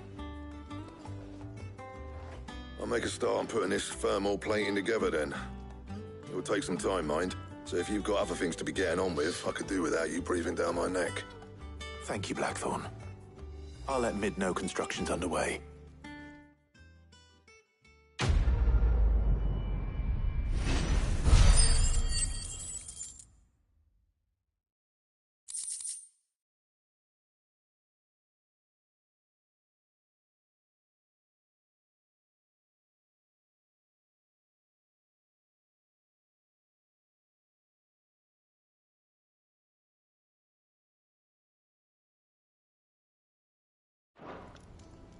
Suppose we'd better be getting back to work too. Give us a shout if you need anything.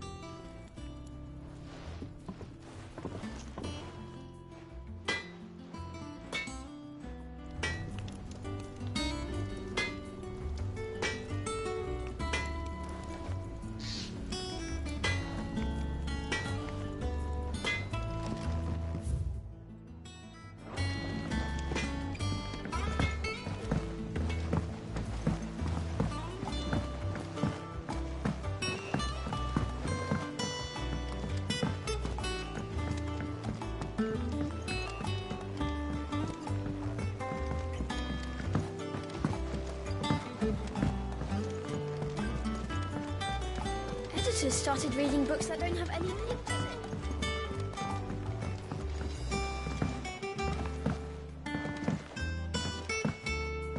If I don't come up with something soon. You'll be pleased to hear that Blackthorn started work on the plating. Excellent. 1 down, 2 to go. So, what's next? The helm, of course. For this, we'll be repurposing fallen scrap. Salvage from the ruins? I thought that material was all but impossible to work. Ah, but we don't have to. I'm sorry. Just so happens there's one particular ruin that's broken into exactly the right shape and size pieces for what we need. What's the name back there? I'll give you all the details. What's her name? Right.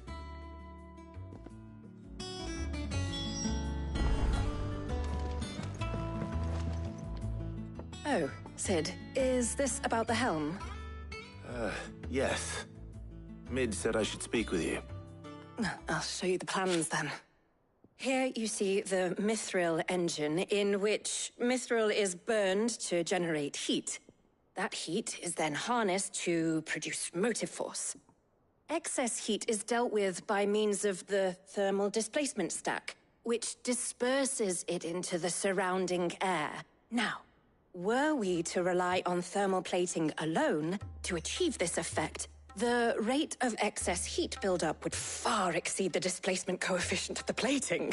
In other words, the reactor would overheat and eventually explode. This is where the helm comes in.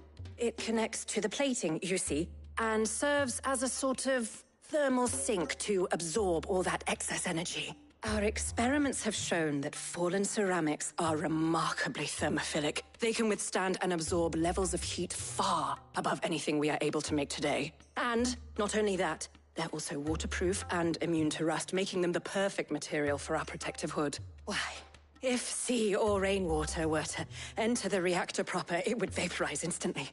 The forces produced would tear the ship from stern to... You can stop there. I understand. Mid said we might be able to use parts of a fallen ruin. Where would I find it? Ah, yes. It's in Lorbert's Pass, near Lostwing. The thing is, well, I probably should have arranged to have the pieces we need brought here sooner. You see, a certain unwanted visitor has taken up residence there. It's no longer a matter of just walking in and taking them. It's, going to be considerably more dangerous than that. I see. Then I suppose I'd better deal with this unwanted visitor for you. Would that help? Oh, very much. Thank you, Sid. I'll gather my team and head there right away.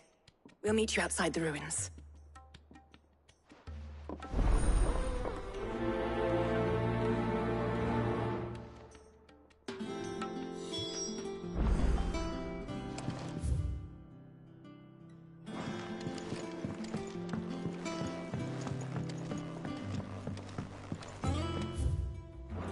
I think Mid might need some help deciding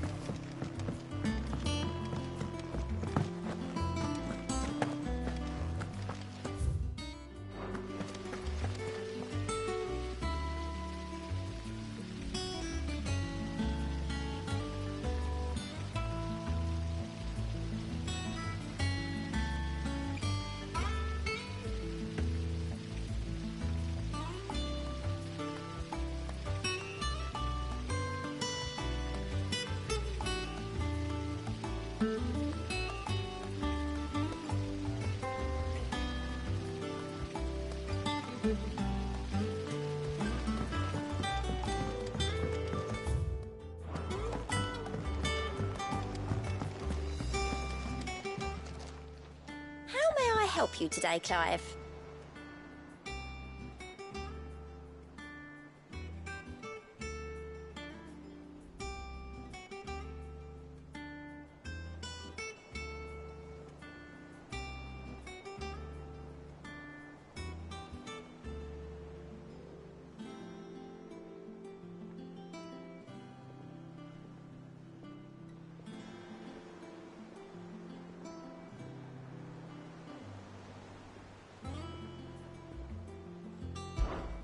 Come to claim your just desserts?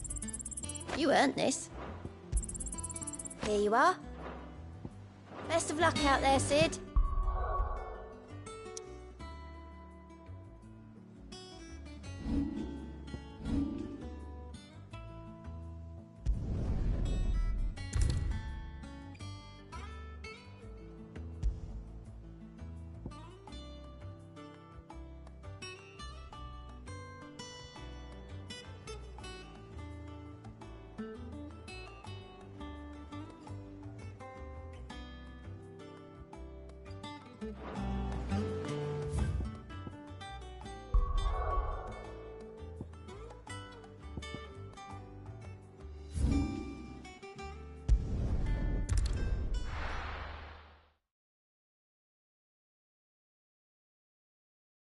I'll be taking you all to a storehouse in the Bales. Leave anything you don't need behind.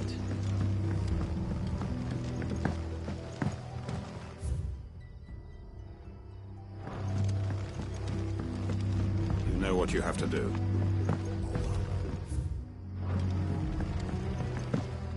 If you're ready, we leave at once.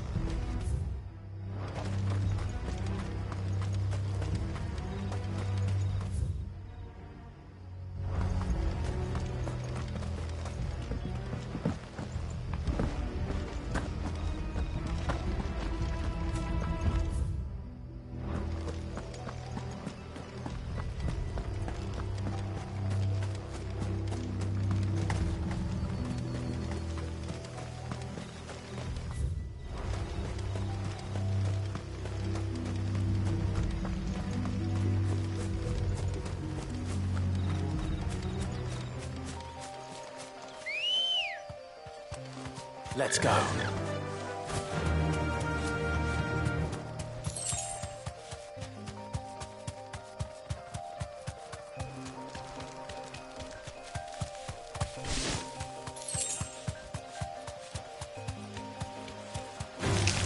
All right.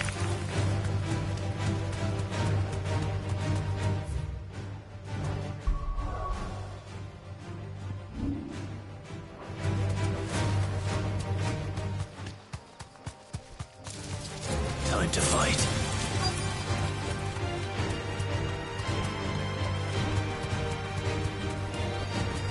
Straight home now.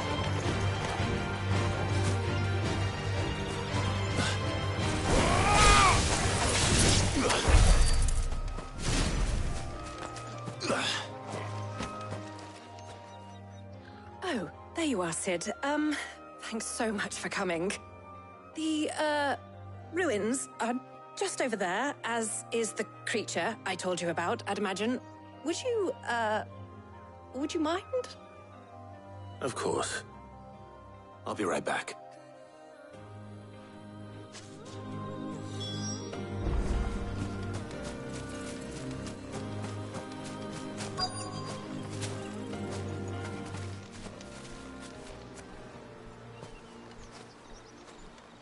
Anybody home?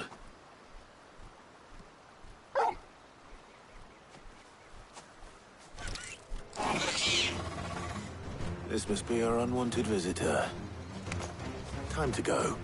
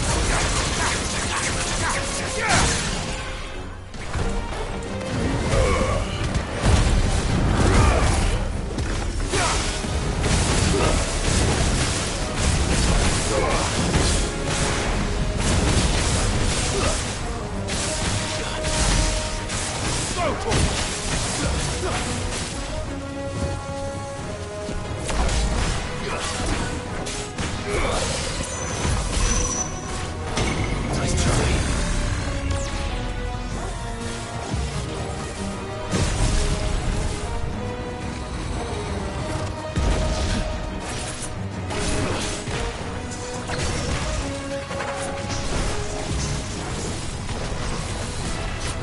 Too slow.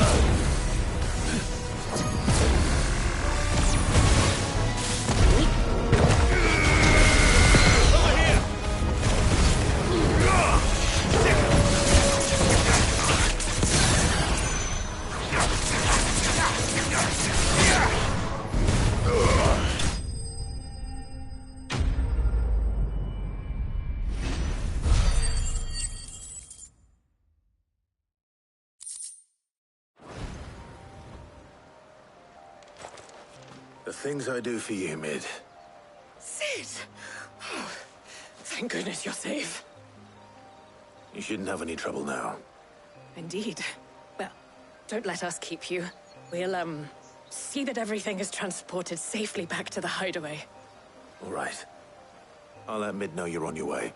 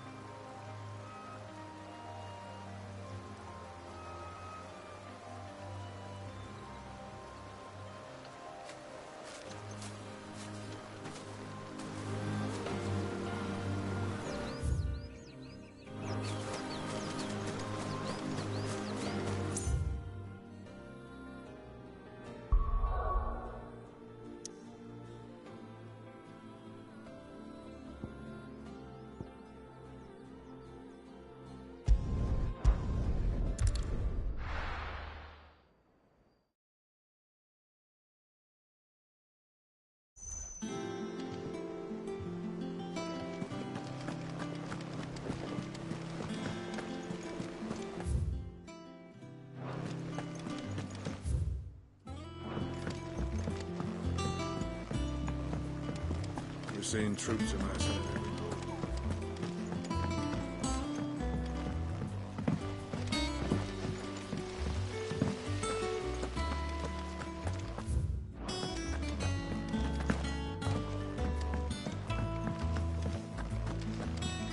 Think Mid might need some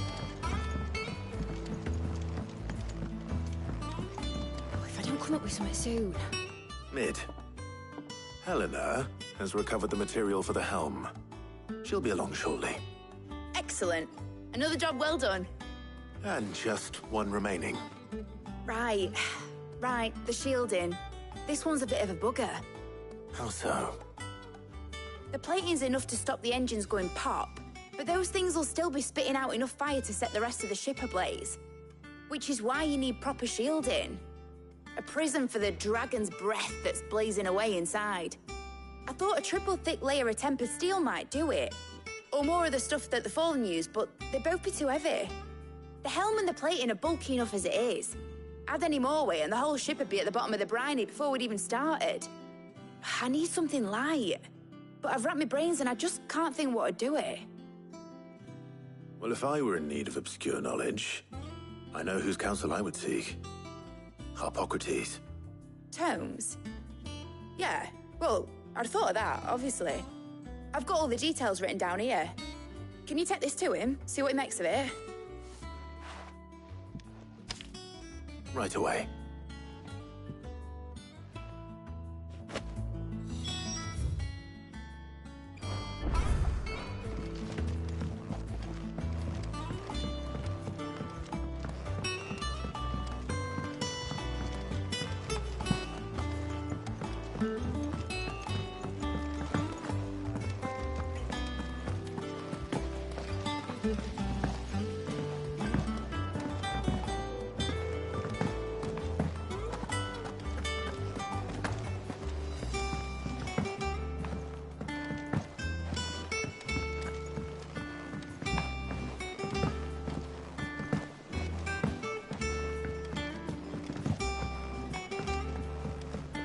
Our ship lies still in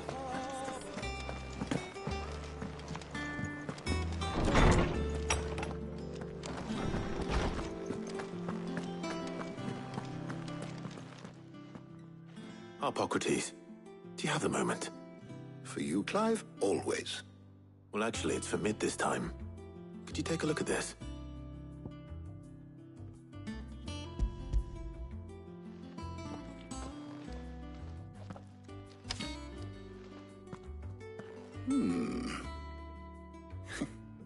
Shielding for a mithril engine. Whatever will that girl think of next? And what are these notes around the edges? She has some specific requirements for the materials. The shielding needs to be able to resist extreme heat on the inside, and yet remain cool enough on the outside not to set the ship alight. while also being light enough not to sink it.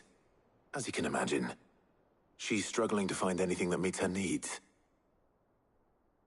I see. I wondered if you might know of a solution, or if you might be able to search the records for one.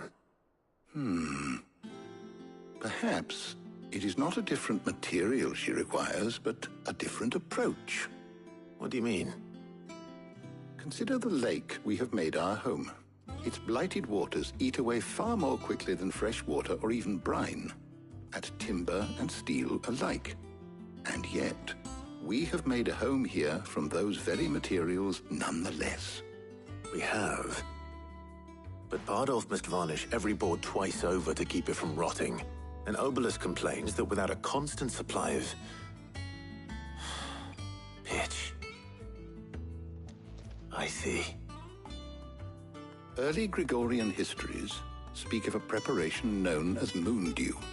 It is said to be able to resist even the most ferocious flames. Before the dragoons tamed the worms and wyverns of the realm, nobles would daub their castle walls with it in order to guard against dragonfire. So if we could recreate it... It might be applied to some material or other in order to provide the protection it requires. As to how best to apply it and to what material, perhaps Bardolph and Obelus might be of assistance. I shall speak to them and see what wisdom they might have to offer. If you would be so kind as to procure the necessary ingredients, I shall discuss the specifics of how it might be most effectively put to use with our two friends. The knowledge of the past may yet prove useful to we of the modern era. Thank you, Harpocrates. And since you're asking others to help you, perhaps I should too.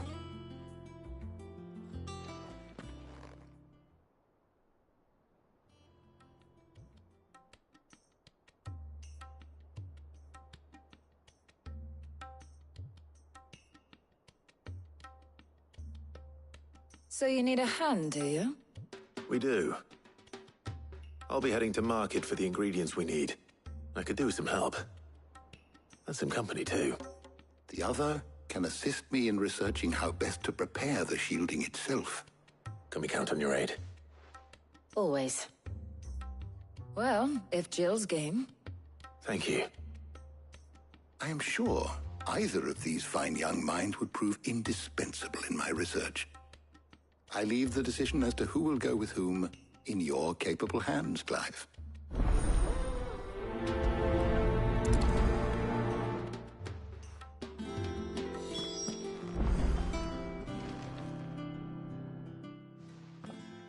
So, Clive, have you made your decision? Who will accompany you on your little excursion?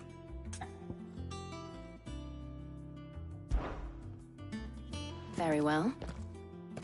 So then, what do we need to find? I have taken the liberty of preparing a list. Here. White chocobo eggs. Pepio nuts. Are you sure this list is right? Everything on here seems very edible. I would have thought the ingredients would be a little more exotic. Though these items may seem mundane, they have potent effects that are rarely exploited, effects for which they were once highly prized.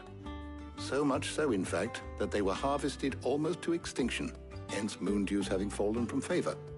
Now, of course, they can be obtained with ease. You should be able to find everything you need at the market in Northreach. Is that so? I've been meaning to visit Northreach anyway.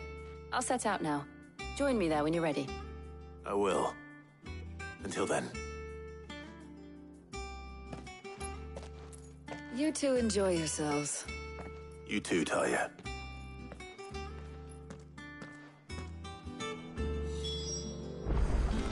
Good luck in Northreach. Try not to get too distracted from the task at hand. Good luck in Northreach.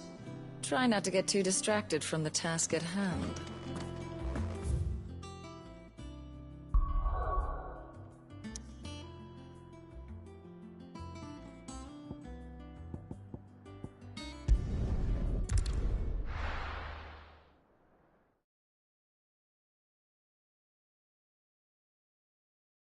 Now, where's Jill?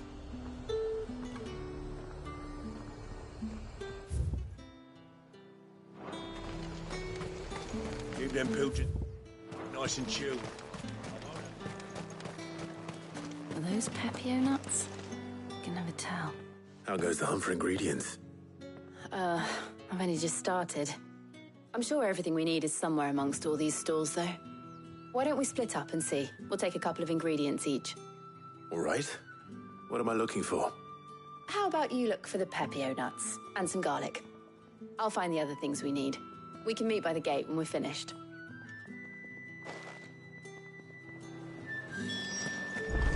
Up! You'll not find a bruised pippin. Fresh cuts! Come and get them before... We haven't much, but you're free to look. Ah, yes.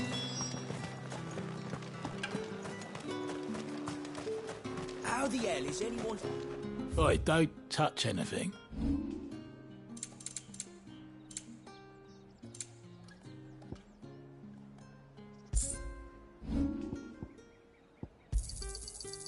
If that's what you want. That's everything. Let's see how Jill's getting on.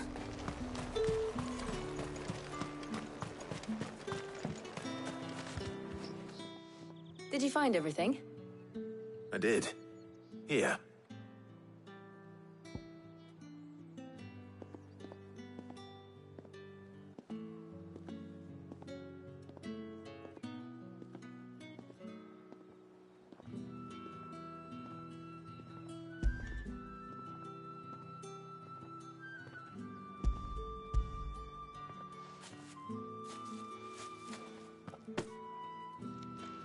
Garlic and Pepio nuts. Perfect.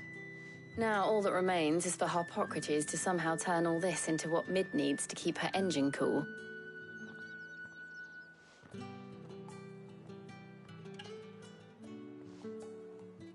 But before we head back, would you walk with me a while?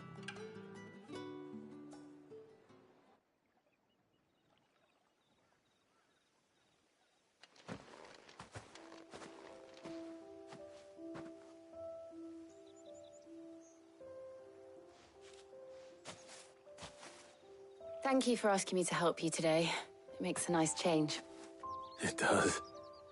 It's good to get away from all the battle and bloodshed for once. Just being here reminds me of when we were children. Do you remember? Walking down Market Street in Rosalith, taking in the sights and smells. How could I forget? What with Torgal's antics. Remember how his nose would prick up at the scent of sausages? He'd go racing away and we'd have to go running after him. We wouldn't catch you now, would we, boy? Was there anything you wanted to buy for yourself while we're here? There was, yes. Well, sort of. Molly in the kitchens told me about a place that sells particularly good pies. Thought you might like to share one with me. I would. Thank you. And I saw some bread.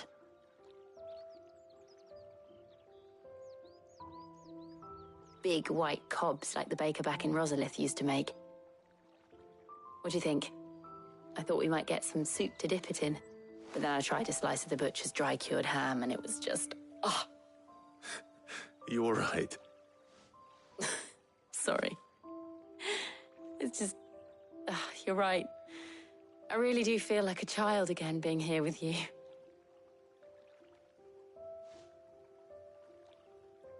Clive. Is it wrong of me to enjoy this? No, Jill. This is how life should be. And it's how our lives will be when our work is finally done. When we can live on our own terms. I hope so. Thank you, Clive.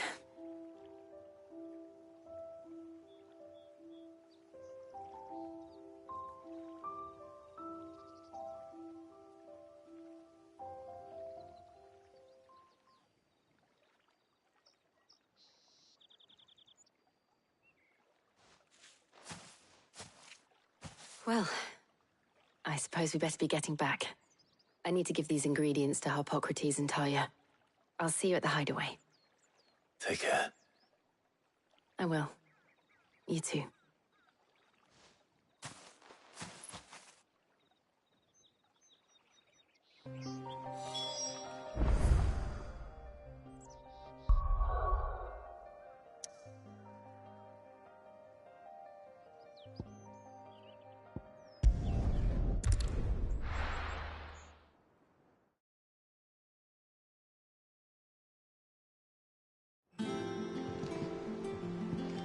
Wonder how Harpocrates is getting on with the Moondew.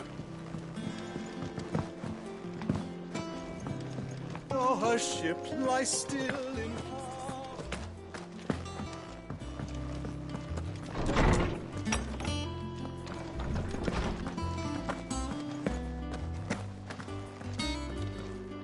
Welcome back. I hope you two had fun while I was busy helping Harpocrates. Ah, Clive. Harpocrates has all the ingredients. We were just waiting for you. How's work on the shielding progressing, Harpocrates? Well, very well indeed. And thanks in no small part to your kind assistance. I was just explaining to Tarja how we might best go about preparing the Moondew. And now that we have all the ingredients, we may begin. You can count on me. I've mixed more than a few mysterious concoctions in my time. I'm sure you have. What about the shielding itself? Work is underway, under the watchful eyes of Bardolph and Obolus. Apparently, it'll be ready soon. Thank you. All of you. Right then.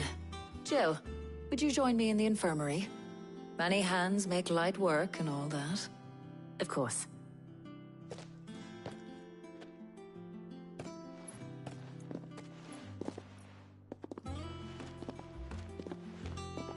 Oh, and Clive, thank you. It was nice just being with you.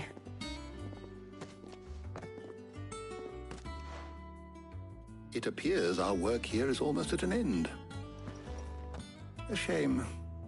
I was enjoying playing the man of action for once. When both the shielding and the Moondew are ready, it will merely be a matter of applying the one to the other. Followed by a rigorous process of testing and retesting, of course.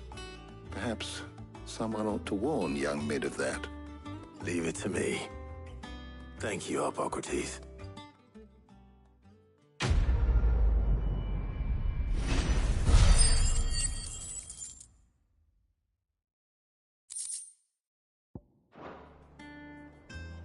Well, I better go and give Mid the good news then.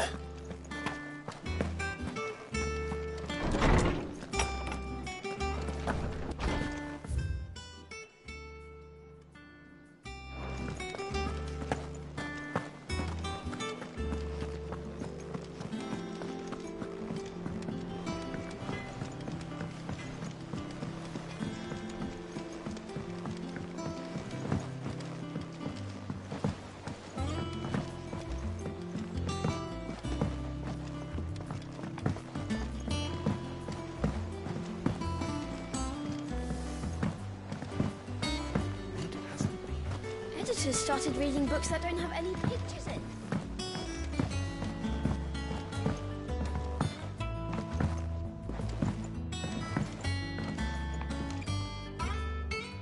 Sorry to keep you waiting, Mid. But you'll be pleased to know that work on the shielding is underway. You found something for it? In a manner of speaking, Harpocrates knew of a substance that's highly resistant to heat. A coating that should provide the protection you need. He's supervising the construction and testing of the shielding as we speak. Brilliant! I knew you wouldn't let me down. Don't thank me. I'm just the errand boy. Right then, better start working out how to bolt all these bits together. To the Black Hammer!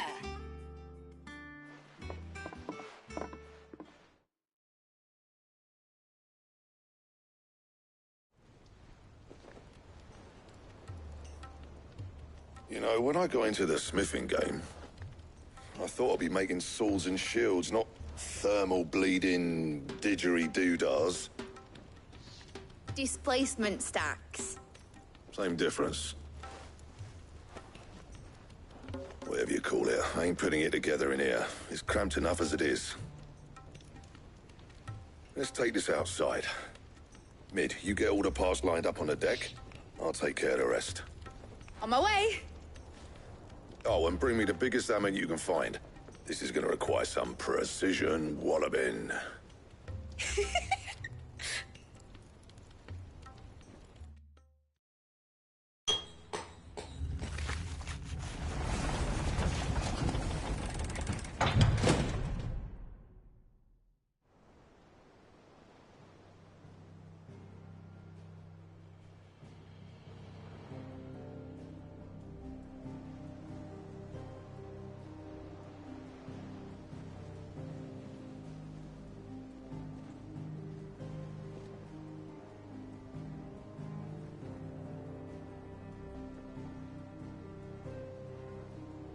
It's finished! It's finally finished!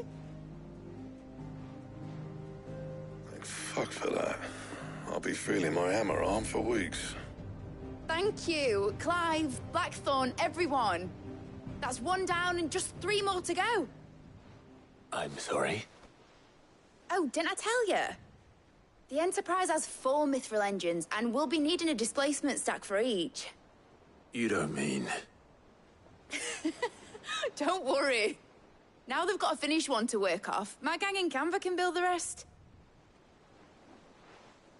Good luck to them, I say. Right, I'm off to get a sling for this elbow. Any other work comes in, keep it to yourselves, eh?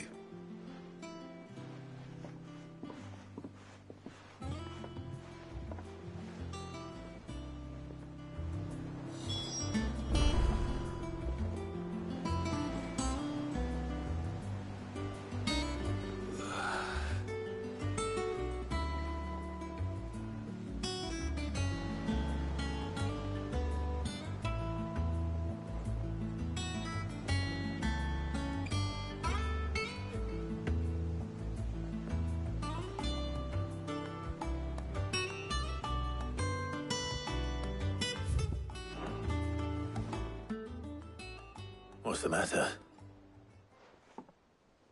Nothing. Just daydreaming. Thinking about the Enterprise sailing off over the horizon to shores unknown. Searching for a land untouched by the Blight. Just like me and my dad planned. So if the worst came to the worst and every scrap of soil in the Twins turned black, we might still have a chance. That's what she was meant to be. You see, one last chance just in case we needed it. But now she's so close to being finished, I've realized I don't want her to be that. I don't want her to be just a lifeboat for us to cling to if things get desperate. I want people to sail aboard her by choice, not from the lack of it. In a world where we're not just trying to survive, but where we can actually live. I'm working on that. And I'll do everything I can to get you what you want. Don't you always? All right. My mind's made up. As soon as the Enterprise is fit to sail, I'm putting her under your command. Sod our plans, I'm trusting in yours. Are you sure about this? Something tells me it's what my dad would have wanted. He'd be proud of you. You were gonna visit his grave, weren't you? I was. And you can come too now that your little project is finished. Right. There's just one thing I need to finish up first. Won't be a mo. All right. I'll let Otto know you're coming. Meet us in the mess when you're ready. Aye, aye, Captain.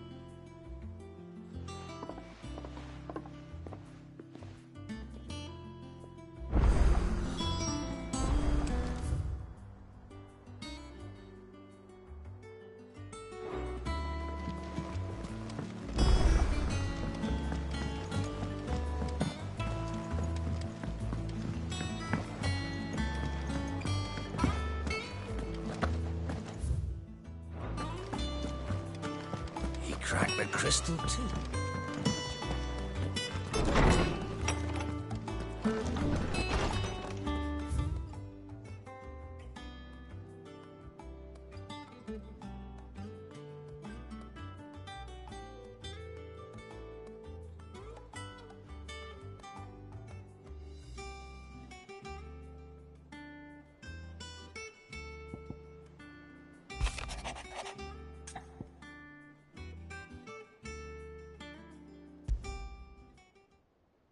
Trouble with the ledgers. Shouldn't he be asking Otto for help?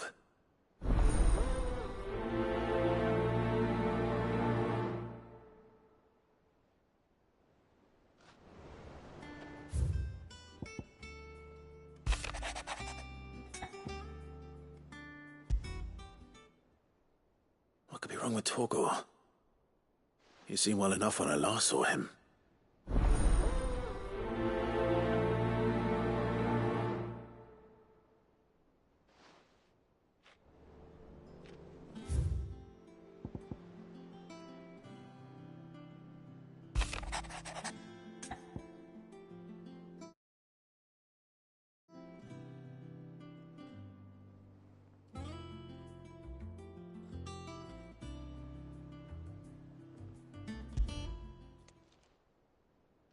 Hopefully it's nothing. But I should speak to Blackthorn just in case.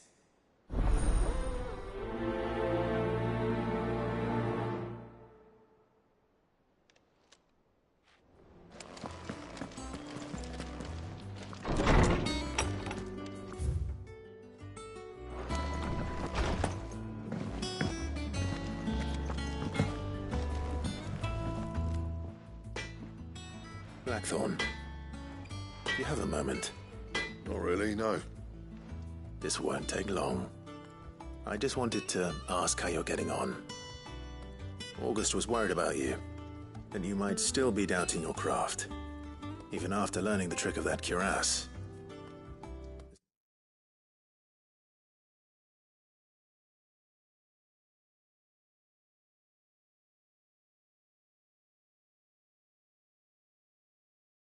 There's something else weighing on your mind. Perhaps sharing your thoughts might help. That bastard's like a dog with a bone. Still, he's got a keen eye, I'll give him that. He's just, well, Karen showed me something. Something I've never seen before. And that was? A sword. An odd-looking thing with a single-edged blade. The metal itself wasn't anything to write home about, but fuck me. The edge on it. You could slice a man clean in two with a weapon like that, and he'd be halfway home before he even realised he'd been cut. So that's what's troubling you? Nah. Not troubling me exactly. More distracting. Can't stop thinking, how do you get an edge that sharp? It's driving me mad. And if you knew how to do it, we could arm the curse breakers with even better blades. That's about the size of it, yeah. I'll see what I can find out. Sharper swords are always welcome. And we can't have our master blacksmith being distracted. You're a soft touch, you know that. But I can't say I'm not grateful for it. Good luck, eh? Thank you. Let's see what Karen knows about this sword.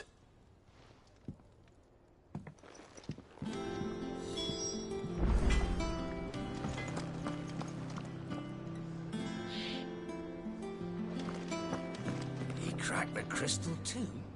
You're joking. I got your note. You think something's wrong with Torgal? So you can read. Congratulations. But I didn't say I were wrong with him. I said something weren't right. He's not been eating me treats. He used to love cracking the bones from Molly's boiled brown, but now he won't so much as look at them. Didn't like him. Which is why I'm of a mind that his mind's on something else. You've not been working him too hard, have you? No harder than usual. Is that it, boy? Do you need a rest? What was it you said he was? A frost wolf? That's what the lawsman seems to think. Then maybe this all has something to do with whatever it is that's woken inside him. I suppose things have been different since Rosalith. Perhaps Hippocrates knows something. Instead of everything, you mean? Perhaps.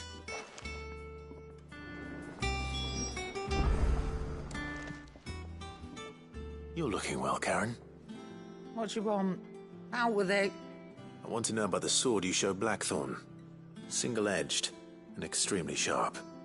Running around after him again, are you? I suppose I am, yes. But I need to help him find out how to work an edge like that. It's driving him to distraction. Little one.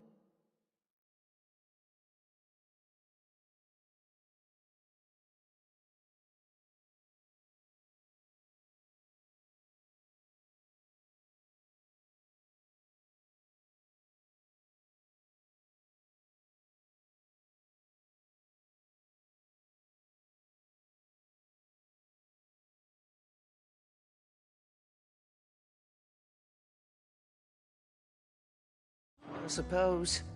There's not many like that make it as far as the twins, and those that do go straight into private collections. Which made it nice and easy finding a buyer. Can you tell me who bought it? Where is it now? You think I tell people who my clients are? Suppose you're not likely to go nicking him off me, are you now? Fine. If you stop mooning at me like that. Lord Ignac's the man you want. Delmechian bloke. Collects weapons and the like. And he's got more money than sense, which is why he's one of my favourite clients. Reckon he'll still be at the inn in Dalamil, where I left him. Thank you, Karen. Oh, and he's a touch eccentric, if you take my meaning. I appreciate the warning.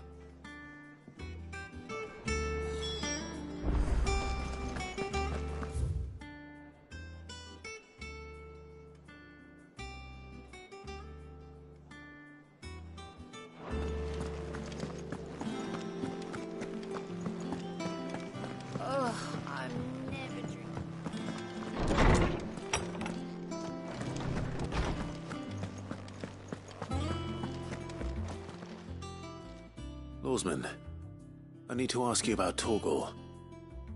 Something's not right with him. He isn't ill, is he? I don't think so. But according to Lady Karen, he seems to have lost his appetite, which is certainly a new development. She says he's hardly been touching his bones of late, and she believes it may have something to do with what happened at Rosalith Castle. I rather think she might be right, though not about his appetite. All canids are instinctively inclined to crack open bones for the rich marrow that resides within, and I see no reason why a frostwolf should be any different. Accordingly, I suspect it is not a lack of appetite that afflicts Torgal, but a surfeit of it. If we assume that his newfound magics require additional nourishment to sustain, it may well be that the bones Lady Karen is accustomed to providing are no longer sufficient. Frostwolves, after all, habitually prey upon far larger animals, whose bones may yield altogether different nutrients. As to where one might find a suitable substitute, some antelopes that graze the meadows of eastern Rosaria have been known to grow to a size more than double that of their lesser cousins. I don't recall ever seeing any that large. And little wonder. The oldest and largest such creatures rarely leave the safety of the highlands for fear of predators. The last elder antelope sighting I recall hearing about took place near Cressida, and that was long before the village was abandoned. Even so, it seems like a good place to start. Good hunting, Clive.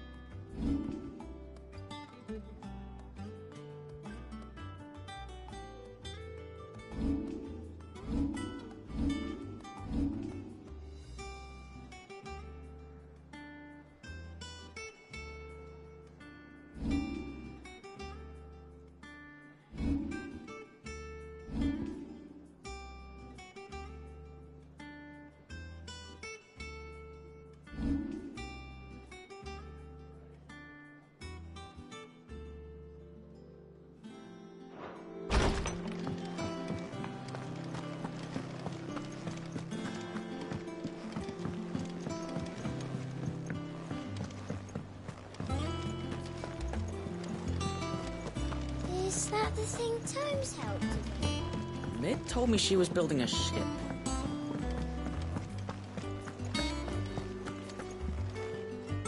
Clive, did you get my letter? That's why I'm here. Shh. Otto might be listening. Is this better? A little. Listen, I've some bad news. It turns out the Hideaway may be slightly behind in its payment to certain lenders, and it may be my fault. But I swear to the goddess, I thought I had the numbers square. Sadly, that square turned out to be more of a circle. Zero, you might say. I can straighten it out, I swear, but it's going to take some time, and I'm going to need help keeping it from Otto. Bit late for that, I'd say. There you are! What a surprise! So let me get this straight. You forget to pay our lenders what they're due, and instead of coming straight to me, you get Clive to come to you. And I hope he'll dig you out of the hole you've dug for yourself. Clive, the man in charge of the place you've been cheerfully trying to bankrupt. And you thought this was a cunning plan. Why? Well, who needs paying?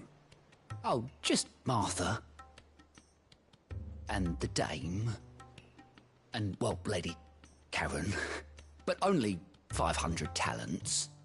We owe 3 of our most trusted friends 5 million gil. Each.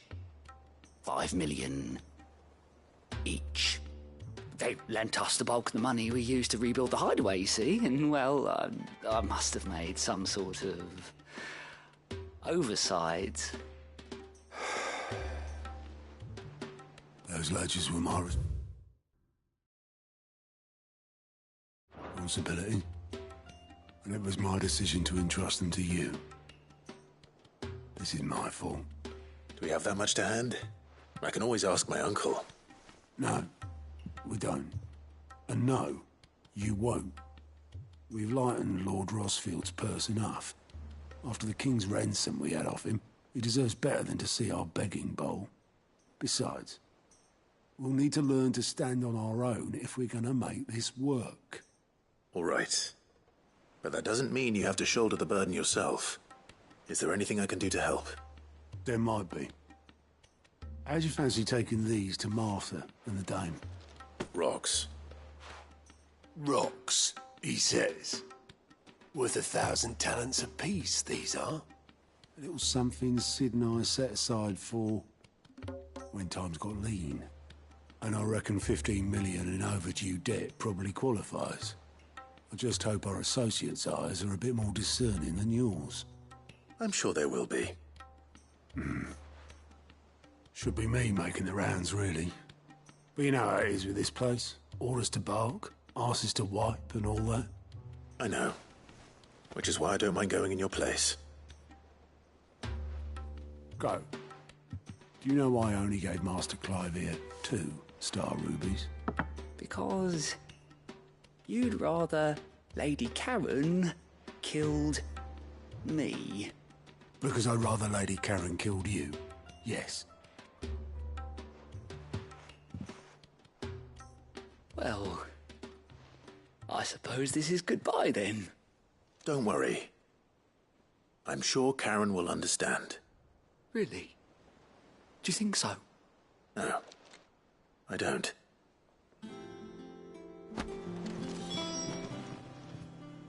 Oh, I wasn't expecting you back, sir. Best of luck out there, Sid.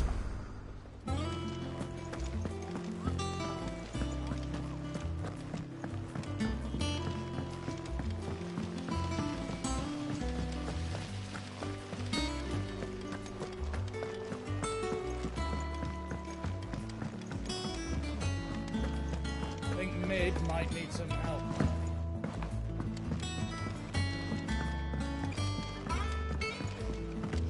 Well. Here, Sid. Reckon you might be just the man to help me out of a bit of bother, if you've a mind to. Let's hear it. Well, it's about this alembic the chief's got me making. Lovely bit of kit it is. Bung in a solution you want splitting, and it'll separate it out, just like that. Problem is, it won't always get rid of all the impurities. And with some of the stuff we need it for, that ain't good enough. Which is why I've been looking for something to filter the liquid we'll be cooking off. And that's where I was hoping you could help me out.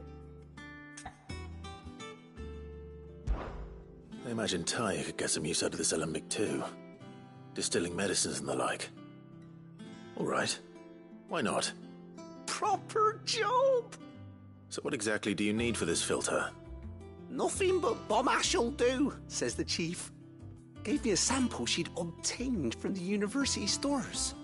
couldn't believe my eyes. You pour the blackest blight water through it, and it comes out clear as a mountain stream. So, I did a bit of reading about where I might be able to get hold of some. And do you know what I found out? It's only the blimmin' bones of a bomb king. They leave them behind when they die, see? I take it that's where I come in. If you wouldn't mind. I saw a billet on the hunt board for one just the other day. Would have gone myself, but, well, fighting dirty great balls of flame isn't exactly my forte. You, on the other hand... All right. I'll see what I can do. Thank you kindly. And a good hunting, eh?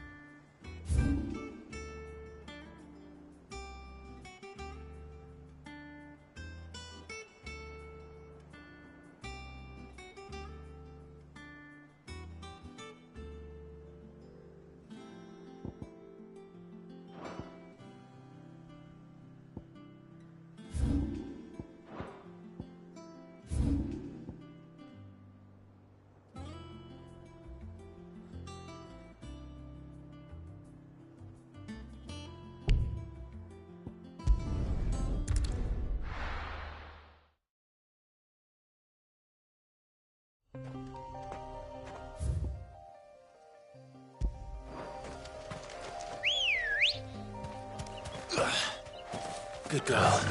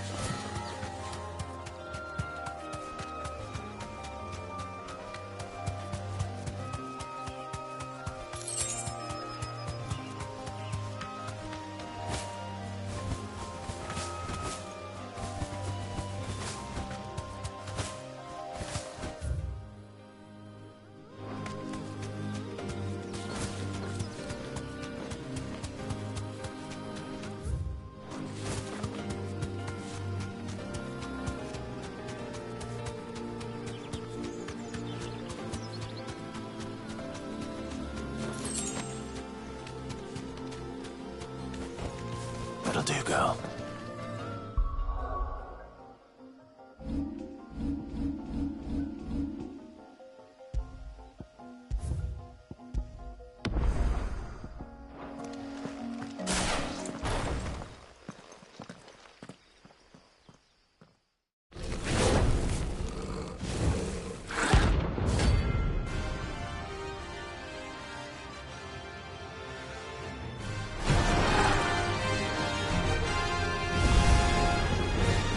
Here.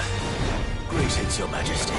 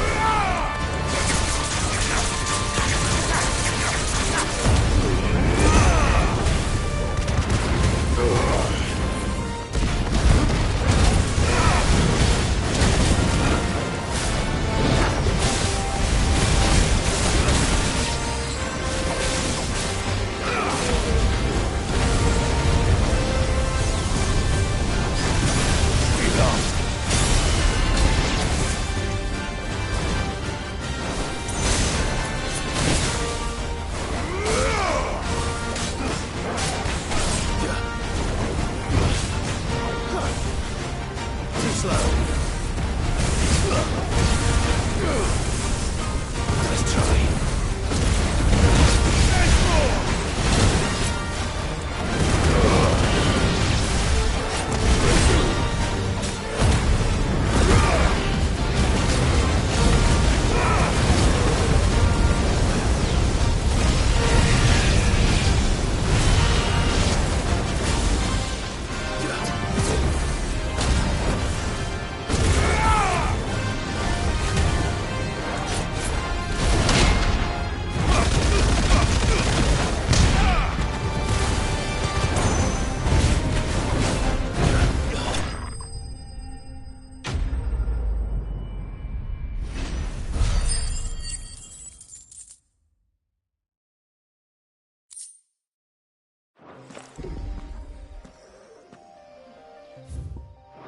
Your reign is over. Now to collect the ash. This looks like the stuff. Let's see if there's any more.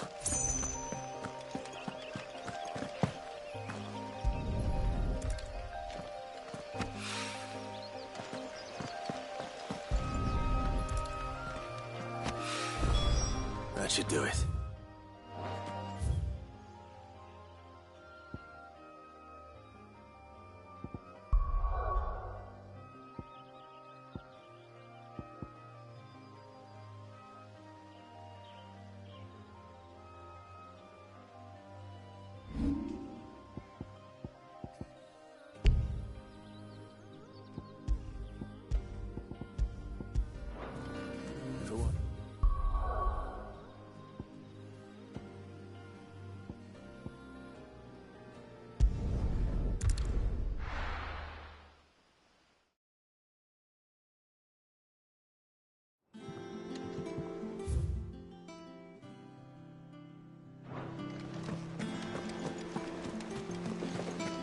Is that the thing Tomes helped to build? Mid told me she was building a ship.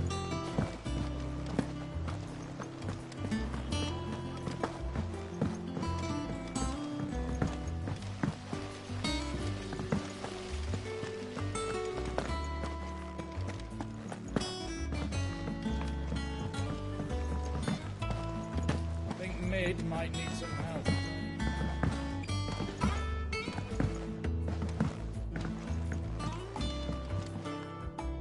All right there, Sid? How's that hunt for the bomb ash going? I have it here.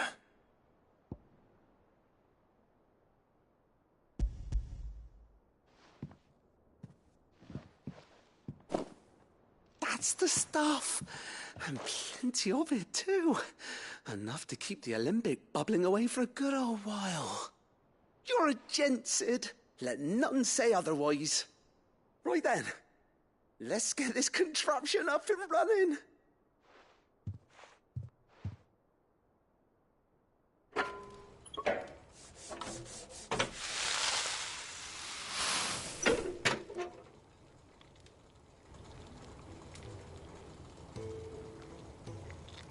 There we have it. The Telemon Alembic. And it works just like the chief said it would. Very impressive. Says the man who cut down a burning boulder. Speaking of which, I still haven't returned the favor. There's no need. The good it will do for the hideaway is reward enough.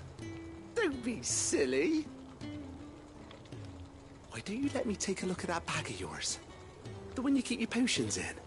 Reckon I could work some magic on that. What kind of magic?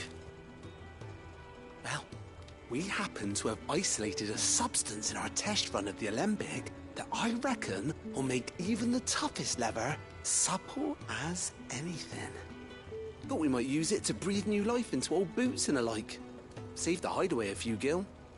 Ah, I reckon if we slap a bit on your bag, it'll loosen it up enough for you to squeeze in a bottle or two more. Well, it can't hurt to try, I suppose. That's the spirit. Leave it with me. I'll only be a mo.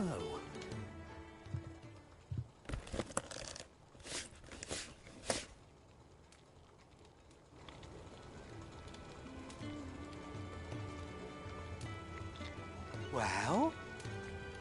What do you reckon? It certainly feels more flexible. Right? Told you. Thank you. I think. No. Thank you for supporting Mid and the rest of us in our endeavors. Without you, we'd never have been able to discover wonders like that stuff I rubbed on your bag. And I'm telling you, there's plenty more where that came from.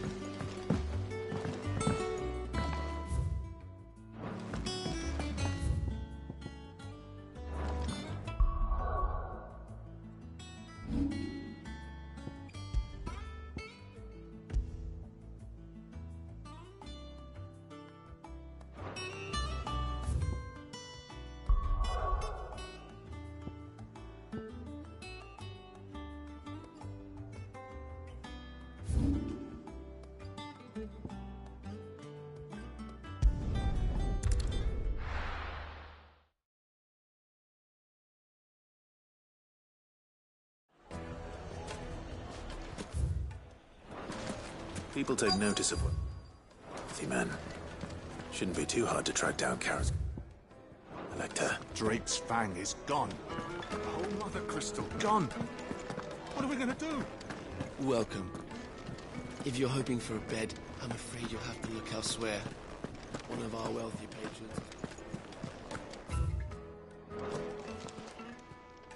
My reputation will be ruined! Ruined! Calm yourself, Lord Ignac, I beg of you, before you do yourself a mischief. Pardon the intrusion, but... Out! Get out! I paid for these rooms so I wouldn't be disturbed. Leave me be! Please, allow me to apologize. His lordship is going through a difficult time, and he's never been fond of guests arriving unannounced. Radim! Get rid of the filthy oaf this instant! Very good, Lord Ignac. Would you mind stepping outside for a moment?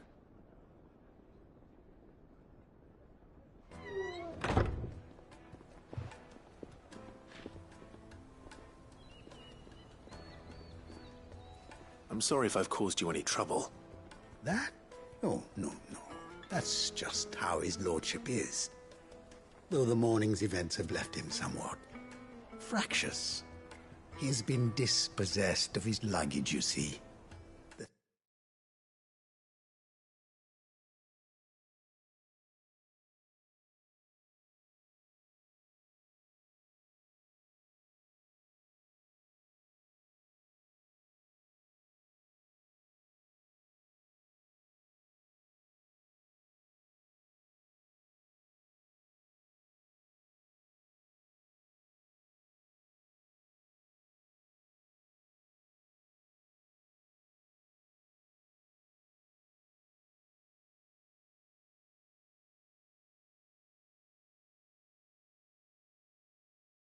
Thieves also made away with a considerable amount of coin.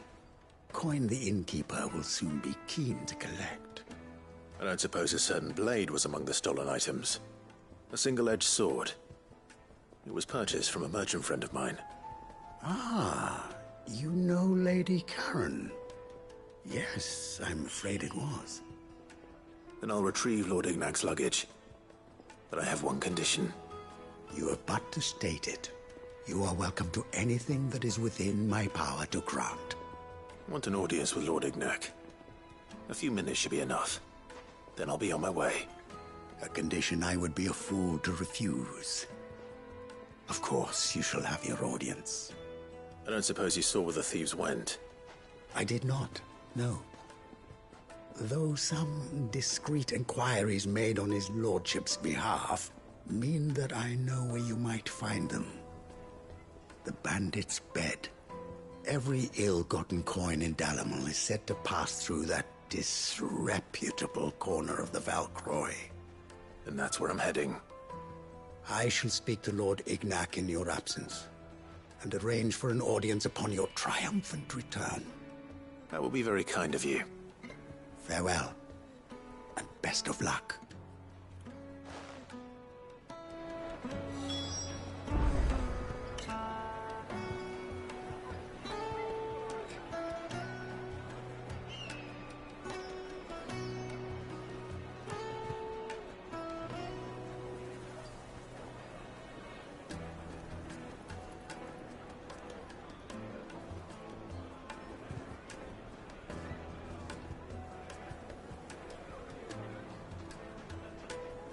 It's a wonder the Republic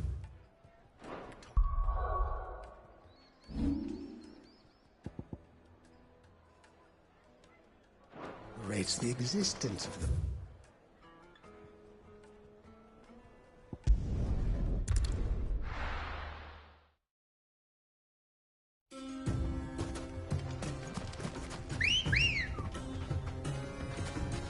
Come on.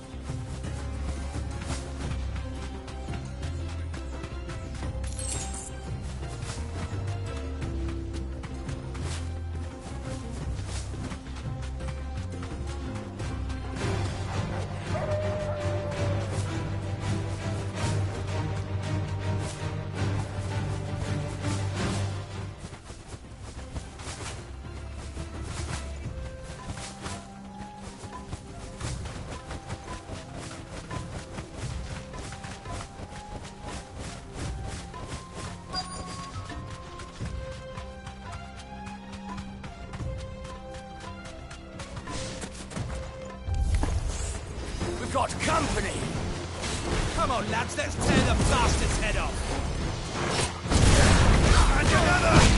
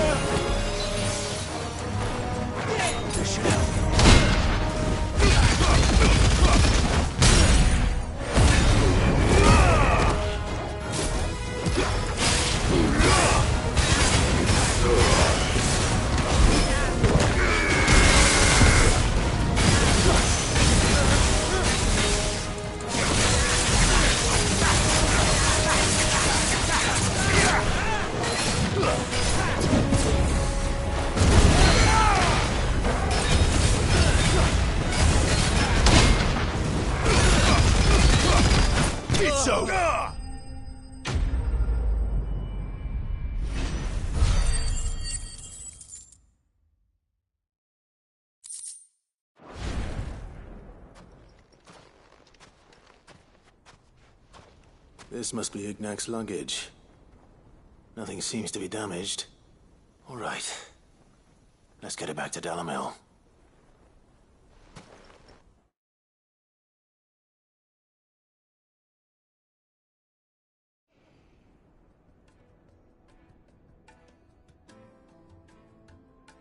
I hear I have you to thank for the return of my effects.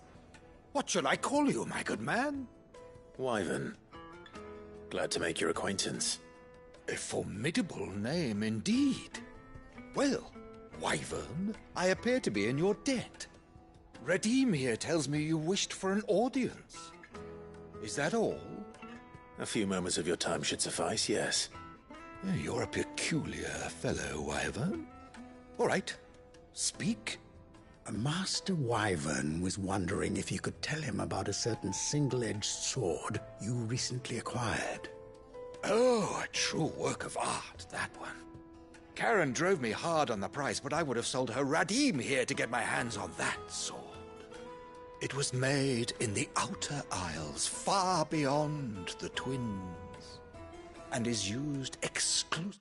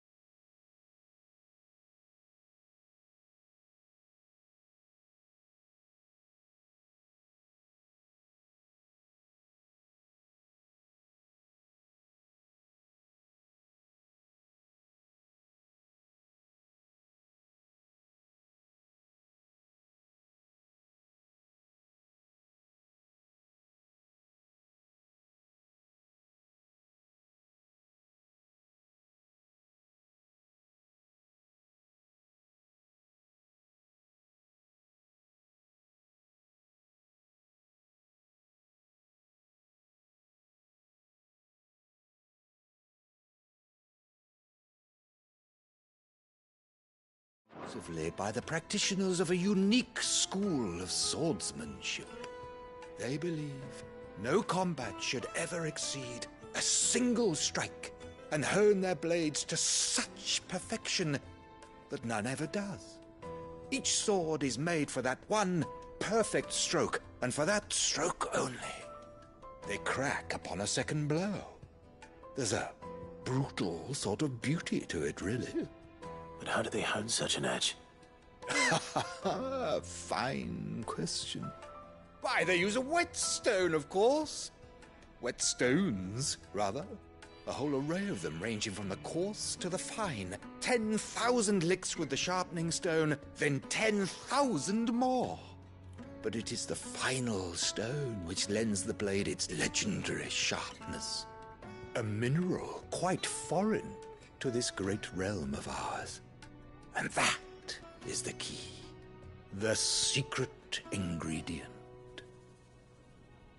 Wyvern, it occurs to me that my little lecture is hardly equal to services rendered.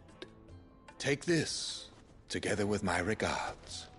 The very stone of which I spoke, far rarer among collectors than even the blade itself, and a far more fitting payment. Thank you. Pardon the intrusion, my lordship.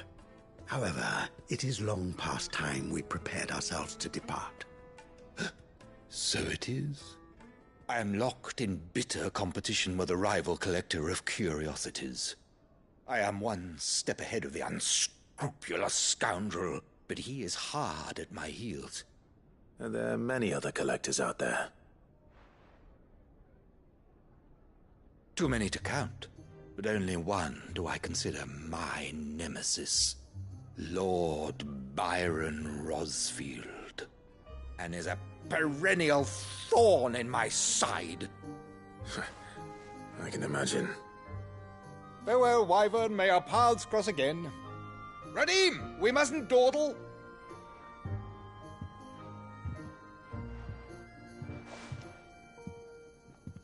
I think his lordship is rather taken with you, Master Wyvern. Thank you again for your assistance. Coming, my lordship. I'll be right there.